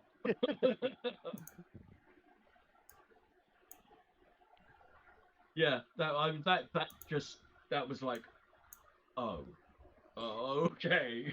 Okay, so this really isn't. I mean, it's not my fault, but it's kind of the family fault. And and the more I found out, the more I felt a kind of obligation. I felt obligated to try and do something about it. Like I said, there was a point. I remember this is back when, because Steve was still here, because it was when he realized that you had the orbs on you, and you could tell that I was just like, that was a big part of. Like he was like, wait, well, like his reaction to that, I'm like, oh no. Like and then like shortly after that, you've lost them. Yeah. Right? Like it's like, oh no. Yes, and for the longest time, my favorite thing about Crankus really early on is Crankus's continuous questioning of whether we were the good guy, whether you guys were the good guys or not. Like, we're the good guys. There's a trail of destruction behind us that is epic. Like, this is some epic shit we're stumbling our way through. We have the orbs, cool. Oh, now the bad guys got them. Why the hell did you keep them with you? Why didn't you lock them in a box somewhere and hide them? Like, at every moment, like every big turn, Crank is be like, oh yeah, we're the good guys, all right. Yeah, sure. This isn't possibly going. This isn't possibly going horribly wrong. Like for a long time, Krankus was like I felt like Krankus was like a giant barbarian version of Eeyore. Okay. I mean, to be fair, I think that that was during a period of the time of the party where everyone was doing a series of very questionable things in the name of good. Well, I mean, you also got to remember, So- Krankus comes from the fighting pits with all these guys that lord over them, like and everything, like basically their own little crime lords, right? Like Yeah. they get away with what they want to get, and it's like, and everyone's like, oh yeah, I run Embry, but not the legal side. Well, kind of like I made it so it's legal, right? Within the guild system, but Illegally. and I'm like, oh no, like did I really like? Am I like? And then that was just like the orbs. I'm like, on a different note, like I actually have part of my campaign that I'm running for, like I'm DM for somebody else. I had a whole thread where like the main party, like the big bad, part of his plan was basically to make them look like they are the bad guys. Yeah. Like basically have everything like it's almost as if you have PR people against you. Like everything they did, be like, look, here come the murder hobos again, right? Like, like, and like we're carrying the destruction of our world with us, but we don't, it's not that big. It's in a bag. Like, it's not even in a box. Like, you guys had him loose. You guys had him until you got the bag of holding. They were just in a sack. Like, they were literally just. Leon was carrying one for a long time. Yeah, until until he finally took it away from him. Yeah, because that's not dangerous at all. I'm trying to touch it to all the magic items.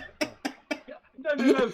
Yeah, no, you were allowed to have an orb right up until the point you started to try and do something with it. And then it all started to go horribly wrong, and then you lost your orb privilege. Yes. I love Yeah, that. at the lake where Leon's trying to summon one of them. He's like, well, yeah, if you can talk to him, sure, I want to use some of the power. Why not?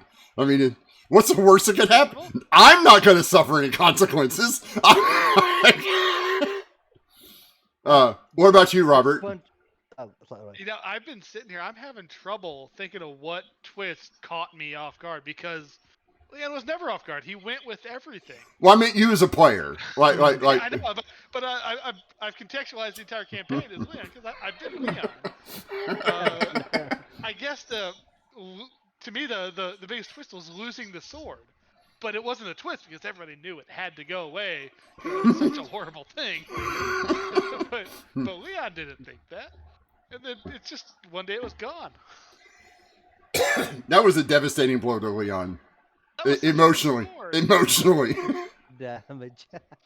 Oh, yeah. Well, it was...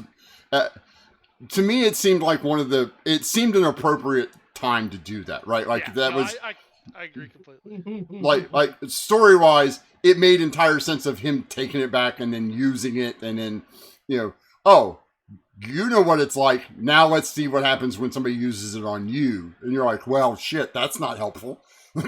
Right? And I wanted to ask you guys, while nobody officially died throughout the campaign, right? Nobody never had to use a resurrection. You guys were literally on death's door, every single one of you. Manam spent an inordinate amount of time unconscious, and so did Leon. Krankus did a few times, and then with his special ability that he got later on, was nearly like a weeble wobble, just would not stay down. But how did you guys feel about the fights in and of themselves, like combat in general? How did you guys feel that went? Because from a DM side, I have said this repeatedly to everybody who I talked to about this campaign. You guys are quite possibly the most tactical group of players I have ever encountered. The amount of, and that's not that's not you guys blowing your resources all at once. It's the calculated use of those resources at the right time. This past fight, as an example, not using this, not using that, waiting, holding on to it, waiting, holding on to it. Now we use this. Now we do this. Now we do this ability. Now I use this ability. The sheer amount of battlefield control that your group has been a fucking nightmare for me. I just literally, ever since I made, and by the way, Sai, you are a cautionary tale that I tell to every DM that if you do not read, and this past Saturday when I was hanging out with my friends, the Saturday before, I was hanging out with my friends and a couple of them DM and stuff, and I said, do not, under any circumstances, give away an instrument of the bards to a bard. Because you think, as a DM, it's like, well, bards get kind of hosed in the whole magic item thing. Like, everything's like, must be attuned by a wizard or a sorcery or a sorcerer or a warlock, or, the fighters don't have to worry about attunement because, weapons and armor and shields aren't normally attunable, right? So and bards... and this thing's only an uncommon magic item. I mean, how bad can it be? Yeah, and when you read the spell list, it's like, okay, you can cast Fly once a day. That's helpful, but it's not overpowered. Invisibility once a day. Helpful. Animal friendship. Nearly never going to come up. Except in role-playing, the role-playing side. Keep once. Right, Like but not in, but it's mostly role-playing side. Yeah, but mostly role-playing stuff and things like that. But it's that one little paragraph snuck in the middle of that. And then you realize the most powerful spell that a bard can cast is Hypnotic Pattern, and when they have disadvantage on it, it changes combat forever. And then there's no way to take it away from you, because then you feel like as a DM, you feel like a dick for like, oh, here's this cool magic item. In 3 levels, I'm tired of dealing with it. I'm going to destroy it. Right? It feels like a dick move. So to be honest with you, when I came up against the witch, yeah, and you took 2 points of charisma off me, I was genuinely expecting you to take the loot off me. At that point, I was saying, okay, it's fair enough. It's gotten to that point in the campaign. I've had enough fun. Yeah, I understand if he does it. Yeah, I wasn't going to do it that way because the other stuff that she took from you is more important. Like taking Ember's ability to communicate and taking some of her natural beauty away from her, that's more important to Ember. Like when it boils down to it, Ember is all about her appearance and her presentation, and that's more important than the magic item. Absolutely. But what did you guys think about the combats in general? They were tight. They were very I thought tight. they were very good. Every fight was a threat. I mean, there was no cakewalks out there, were there? No, there were. I think there may have been one or two fights that we had, and I genuinely, it was only about 1 or 2 that we just absolutely mopped the floor with them. But otherwise, I can genuinely say that, especially the big fights, there was a genuine sense of threat in all of them that we could potentially lose it. And and it was not made easy either. We didn't just have to blow all our resources and then we'd win.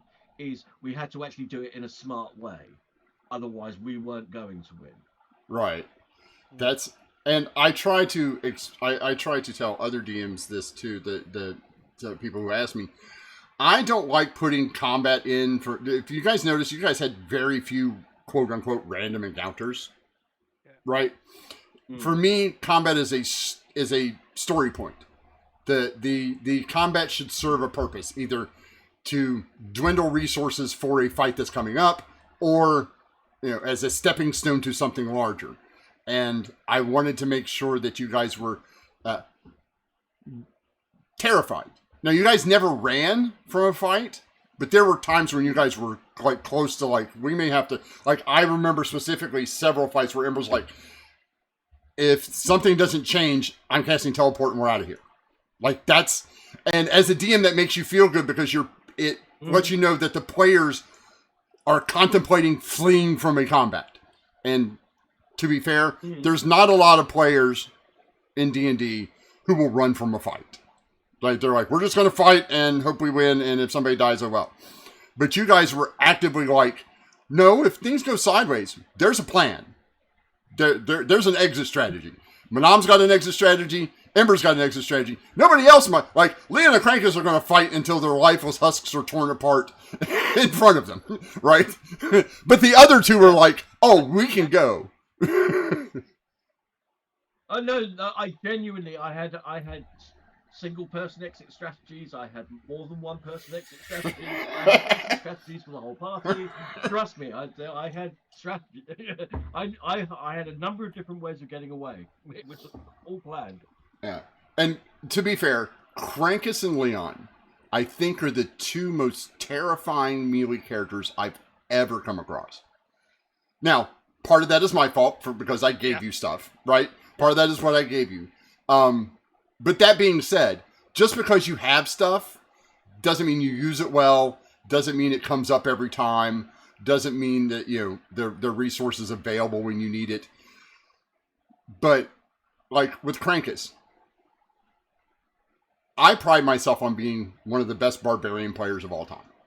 Let's just say that. I played in 2nd edition when barbarians were the biggest meat shield in existence. You could an unearthed arcana barbarian is a brutal piece of equipment to put on the battlefield. And I played the barbarian right up until the time people stopped. I had to switch playing the cleric because nobody wanted to play the cleric in our group. So I spent like 2-3 years being the only person to play a cleric. The way you played your barbarian was not the, I'm just going to hit it till it dies. It was more of the, I am not going to lose this fight because I need to protect my friends. It wasn't just sheer rage. It was calculated, understanding rage of, this is a means to an end. This thing, the fastest way for me to protect my friends is to make this thing go away. And the amount of layers, Tom, that you put into Krankus as not just this, I'm Krankus, I'm going to kill it. Because a lot of people just, boiled barbarians down into, I have a ton of hit points, I hit pretty hard, and that's it. But you didn't play Krankus that way, and I appreciate the amount of effort that you put into making him an actual 3-dimensional character. All of you, per se. But I think barbarians and fighters, and that goes for you too, Robert. Barbarians and fighters kind of get a bad rap of being just hit it until it dies. Now, in combat, yes, that's the two of you excel at hitting things until they die. You're quite adept at dishing out the amount of damage output that the two of you pump out is ungodly. That the 2 rounds that Krankus went unloaded and Leon unloaded, that thing had 750 fucking hit points. You guys did, not counting the 50 I put in from every other random creature on the battlefield, you guys did about 164 points of damage between the two of you in a single damage output round. That is fucking insane. That is insane. Yeah. Yeah. I don't know what else to say. Like that's for me. You guys have changed. I feel bad for everybody else who I DM for from now on, because you guys are now the gold standard of how things should go.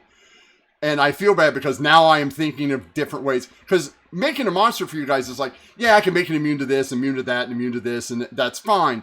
But making it interesting so you guys go, like the dragon. Oh shit, now he's at full hit points again? Oh. Yeah. Now, I did that, but it was with the caveat he stopped taking half damage from you guys. Like that first part, he was taking half damage and stuff. Yes, he takes half damage from, but he can only cycle it through one type of damage at a time, and it's only the energy types. But for me, it was like, he still has 750 hit points. He's going to hit you a lot before you get through 750. And you guys were like, well, not that often. Yeah. I do want to say, I was thinking about this earlier in the week, and there were a couple of Ember moments that I just want to mention. as my favorite moments in the campaign before we wrap up. The first one was interrogating the guys in Envoy, the cultists. After we managed to save, survive. A little caveat to that was also when Jorah found out that he had a price on his head, because that was Yes. hilarious. But Dan and I doing the interrogation of those guys in the cell was one of my favorite roleplay bits. That was our first glimpse of how terrifying Ember can be. Yeah. And Dan, the scariest Yeah. Dan, the scariest 3-foot tall person on the planet. Let's just admit that Dan was terrifying as a warlock, right? Only sometimes. Yes, but only sometimes. Yeah, like Most of the time, when Dan was Jorah tried like, oh no, Dan, not here, like holding him, like trying to protect this dangerous mass destruction creature. Yeah. That's like literally because that's what he is. Because when he talk about two different perspectives, like sometimes he talk with himself. Oh yeah. and give him that. Well, the split funny thing personality. was in the early game, you were trying to protect him from the world, and Ember was trying to protect the world Not from him. Yeah, that was Right? And that. distinctly, we had two opposing views of exactly what was going to happen if we did solve. And It for was me, just- for I me, remember that. yeah, that was great. For me, it was him and Leon racing to see who could open the doors first. Because and Leon would open them, but Dan had to go back and close every door behind you. Like that was Yeah. it was Was that- so. That's why the two of you was the reason I took doors out of every map. The ability for you guys to click on the doors. Every single door. I had literally had to do that because you guys were like, I opened the door, I closed the door. Son of a bitch, I'm trying to do something. And all you hear is, each, oh, the doors.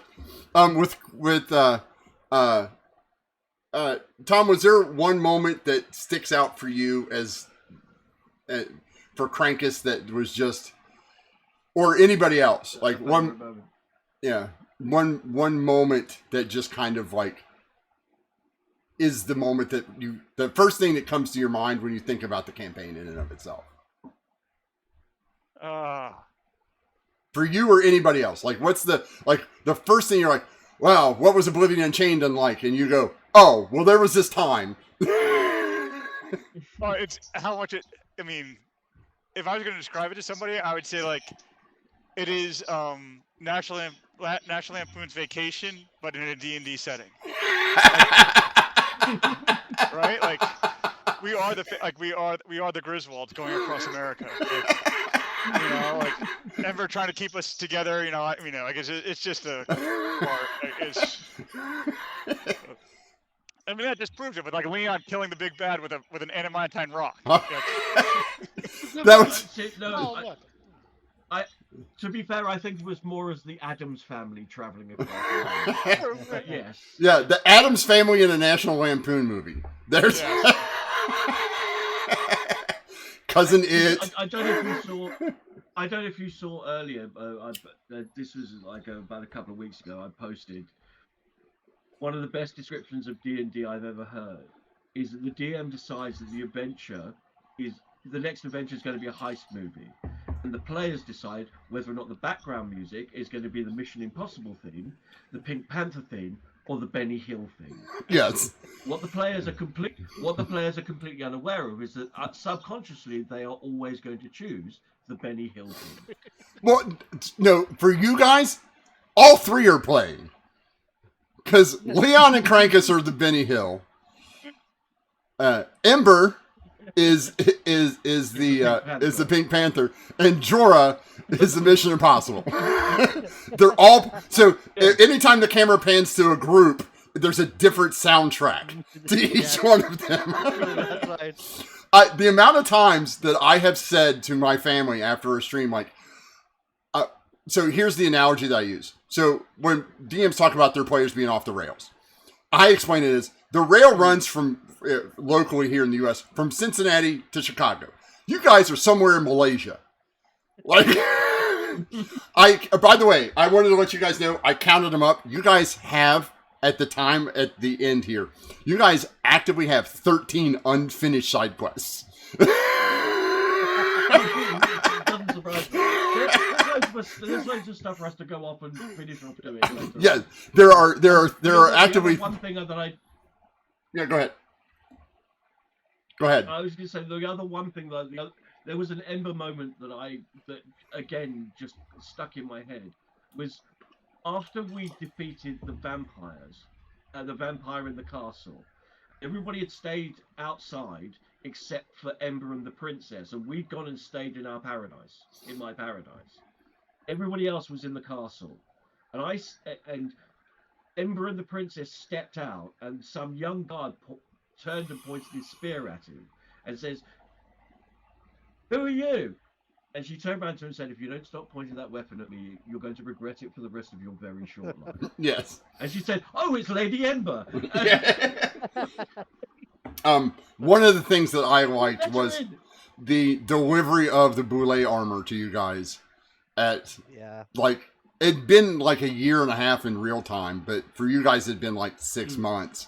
Those little things that I will toot my own, pat myself on the back, but things that you guys forgot really nice. That just kind of crept up, and you guys were like, "Oh yeah, no, totally, that was a thing that we did like forever ago." And for Robert, just so you know, every chest from now on has a false bottom. Yeah. That's I just like there for me there a point that I felt like I'm sorry, DM, that Jorah been extremely annoying for you. Like one of the things that's really funny, and I think it's cool for Jorah, and annoying to Jorah also. Like, hey Jorah, everyone is eating. Are you not gonna eat? Like, no, I don't trust this place. And everyone make a Constitution save and save. They fall and they become unconscious. And now Jorah had to fight these two powerful creatures. Yeah. And funny thing, Leon wake up. What are you gonna do? What are you doing, Jorah? Bam, bam, and kill both of them. And like Jorah, like I've been fighting. The amount of people that Jorah has killed and nobody noticed has to be in triple digits. Literally has to be in triple digits. To be fair, I think Ember was a witness to almost every single one of his kills. Yeah. And she just assumed that everybody knew as well anyway. She didn't talk about it. Yeah. Not so In the giant ballad, Jorah was there too. Like he gets like a single line. Like Jorah was there too. Like in a different font that's on the end of later. Yeah. So, and occasionally guest starring. Yeah. Occasionally. On the other end of the Jorah paranoia spectrum, you were absolutely right there with the vampire. But do you remember jumping off the boat in Embry?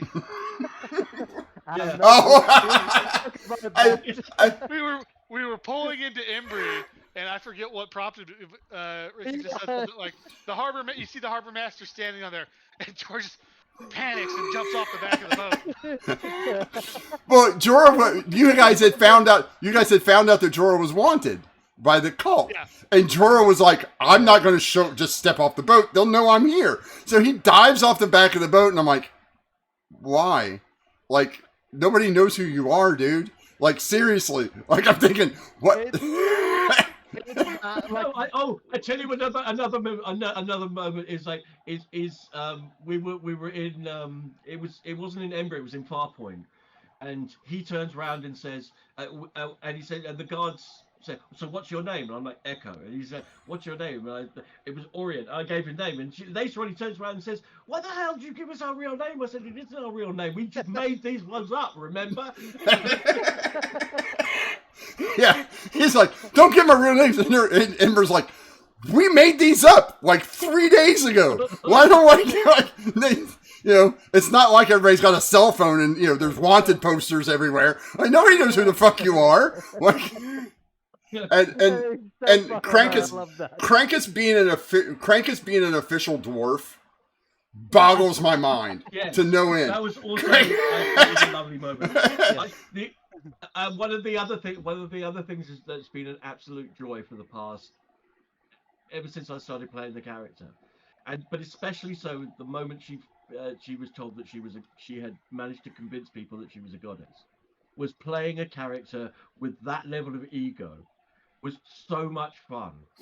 You have no idea how much fun. My favorite. The amount of ego you have that is completely dismissed by Krankus and Leon is unimaginable. I know. Like you have an infinite amount of ego, and they have an infinite amount of zero fucks to give about you having that ego. It was perfect. Krankus walking around going, yeah. So everybody, yeah, your Grand High Chancellor, Krankus just. When did we stop being useful tools and start being friends? I think it was after I think it was after Krankus and Klaxon showed up. I think it was the Embry fight, the big bad. No, it's before. No, I think it was before then. I think she started caring about the members of the party when we got to Embry, and we started to realise just how much interconnected stuff was and what was going on. Well, she's still. Well, I think at that point. Well, she was less inclined to think of them as useful idiots, but I think it was the addition of Krankus and Klaxon when Ember starts to realize that it's not just these two idiots. It's now I have two more. They're capable. You had somebody to talk to in Klaxon, and you started to realize that, this stretches beyond just our three problems and grandfather. Now this is more far-reaching. And when you started bouncing stuff off of Klaxon, and you're like, oh, yeah, they're not just, they were making different decisions. But to be fair, I don't think, even after it had finished, that Ember ultimately saw it as anything other than her having to put her family in its place. Oh, absolutely not. Head, the entire thing has basically been, I've got to clean up the mess that my dysfunctional family has made. And whatever it takes, I kind of owe the world to fix the problems that my mum and my uncles have basically caused. I genuinely think that she saw the entire thing through that lens. Oh yeah, absolutely. The entire campaign. And I think that for me, I think Jorah's goal was to survive. To me, Jorah's main goal from the beginning to the end, his one through line was, I am going to come out the other side of this. Whatever it takes. Yeah. And then once you started becoming the protector of the group, we're all going to come out to the other side of this. For Leon and Krankus, Krankus was, I'm not losing another person. There's not going to be another lost person in my family ever. And if I have to sacrifice my entire body, if I have to whatever, because a lot of decisions Krankus made was strictly about not just him becoming more powerful, but every decision Krankus made was about becoming the vanguard of this family. If you want to get to Ember, if you want to get to Klaxon, if you want to get to Leon, if you want to get to Jorah, you're going to have to go through me. And that you might want to pack a lunch because it's going to take a minute, right? And then for Leon, I think Leon was really riding the I'm here for the fun for a really long time until like you said, the Statue of Vidian, where it was like, oh shit, I actually have a stake in this, right? Like a physical, like an actual stake in this. What I say about I would- Leon, because I felt Jorgal felt more like there are moments where Jorgal like we fighting and we are close to die, and I'm talking about the start of the campaign that I'm not gonna risk my life for these people, especially this Leonon that threw us into the fight, and I believe there are heart of change that like I believe that I remember when that giant knocked out Leon. Yep. Jorgal could run away and leave Leon, Yeah, he made a but decision not to. like yeah, that decision after that, like I'm not gonna this. I'm gonna argue with this guy all the way, but I'll make sure to keep him safe. Like by the way, just to point out something, Robert, the damage I took from your freaking armor. Yeah. Like, by the way, just to point out, there no enemy. I don't know if I remember right. I don't remember any enemy NPC took damage from that Nope. stupid armor. Nope. Only Jorah. Only Jorah. Well, Only Jorah and Krakus, but Krakus could care less. Krakus Yeah, took but- damage from it because Krakus could care less. Jorah, on the other hand, cared. All right, guys. Yeah. I have to say, I genuinely one of my exit strategies from the campaign was that I was going to sacrifice Ember to save the world. I thought Yep. that there was going to be a moment where it was going to come down to one of us choosing, and I was just going to do it. Yeah, I think Totally everybody. I surprised when think. she managed to walk in. I think every one of you, and this is a testament to the cohesion of the group or whatnot, and your epic role playing. Every one of you would have done that. To a person, every one of you. Jorah did it. Jorah sacrificed himself, flat out. Ember was close to it. Leon and Krakus. It didn't matter if there were 3 dragons. I don't think they would have stood there until they couldn't anymore. There was no quit in this team, and there wasn't going to be an ending where you guys didn't win, even if it was a Pyrrhic, a Pyrrhic victory. A Pyrrhic victory, yes. Yeah, Absolutely. yeah, there would have been a Pyrrhic victory because you guys were close. That was a little sketchy there with everybody dropping. But I want to congratulate. I want to congratulate all of you. You are now in an elite group of D&D role players. You have a badge of honor. You have completed a campaign that started at 0, not first level. People can say, "I took a character from 1 to 20," and you can say, "I started at 0." I started without the fact that we've gone on this long. I didn't. On a stupid idea that I had about something, and you guys all bought into it, and I want to thank you so much because this has been outstanding. Just so everyone is clear at the end here, my daughter rolled randomly on the race table, and I put them at the top of at the top of a dozen character sheets. I rolled stats and put them in order, 4d6 in order,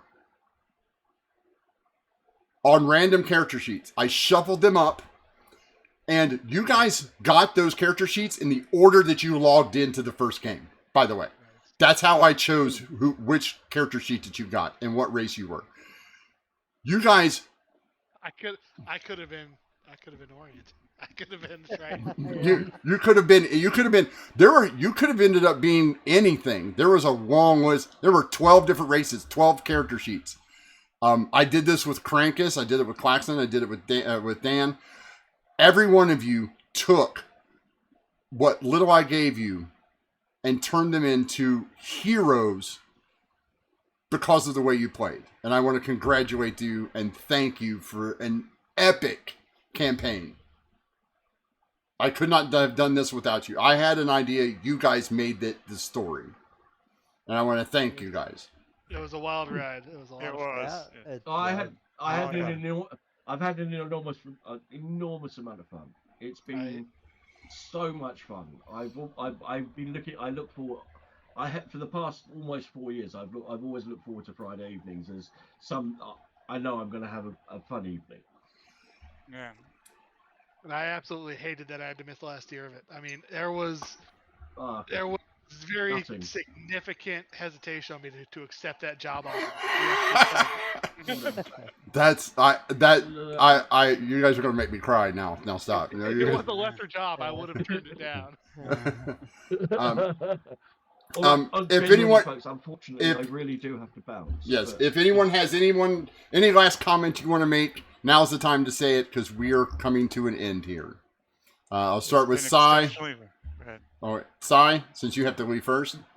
well, first of all, thank you both to Rick the GM and to the other players. I've had an absolutely brilliant time. I would do it again. So Well, there's more coming up, I so. really appreciate it. Well, yeah, and Ember has been one of the most fun characters to play. I mean, one of the most egocentric. I think there's a lot of Sai in Ember. Just say it. I just say it. There's a little bit of. No. There is a side of me that is completely Ember.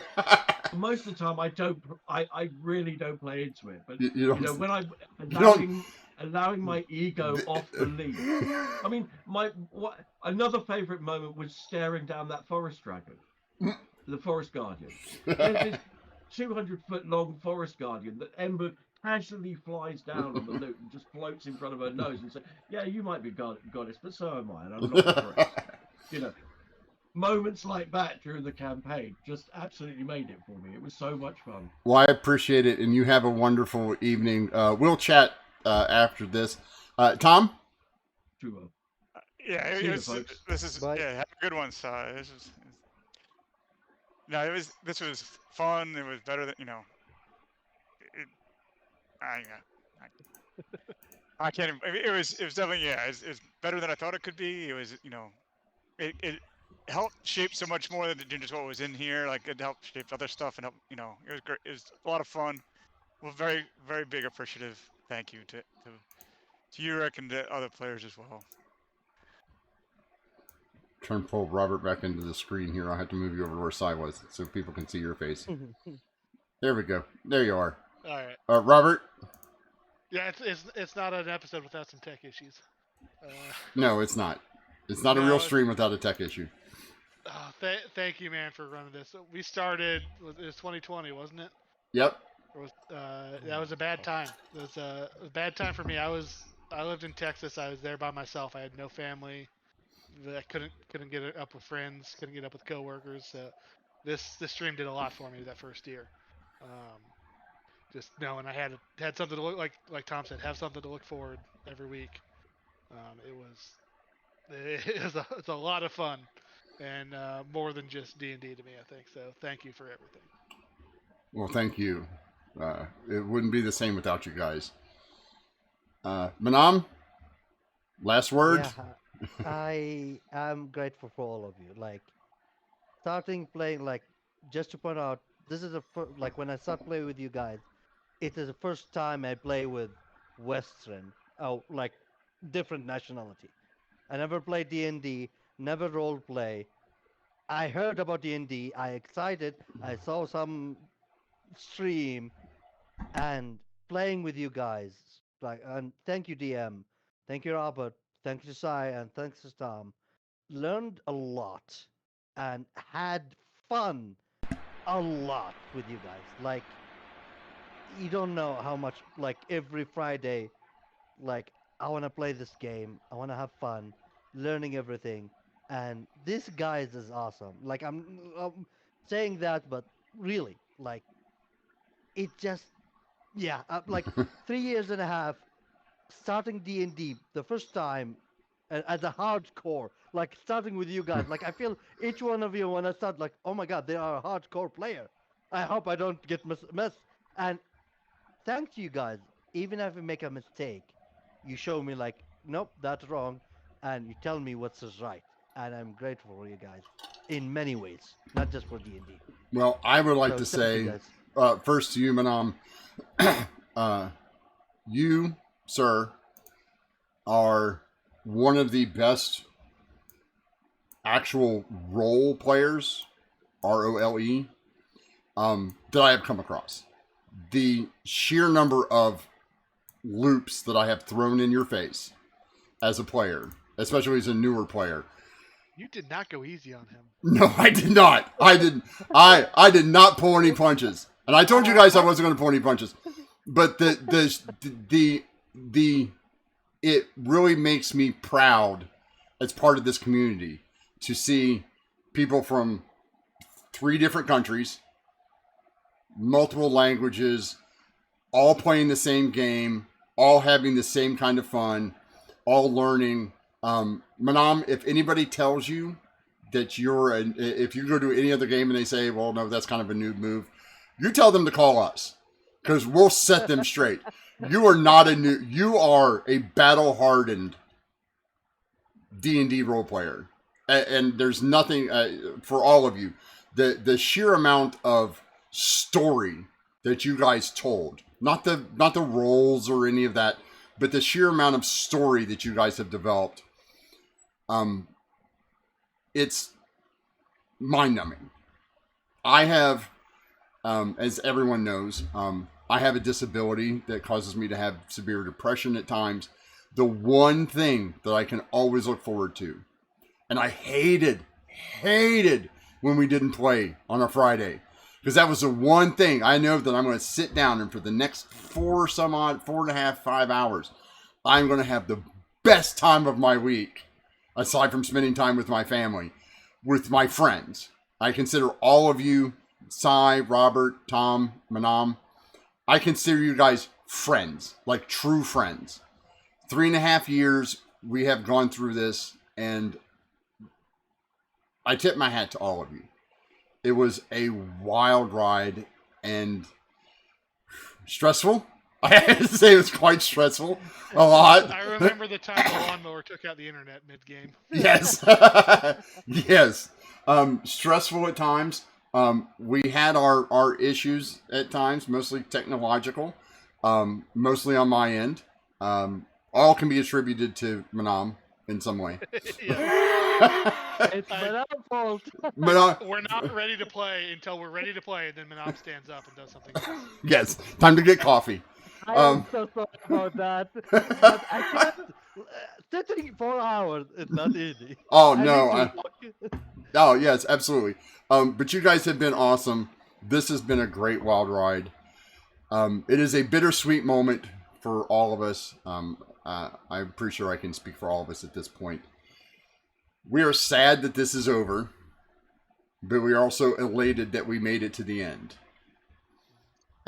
And we want to give a big heartfelt thank you to everyone who's followed. We are at nearly 200 followers for this stream.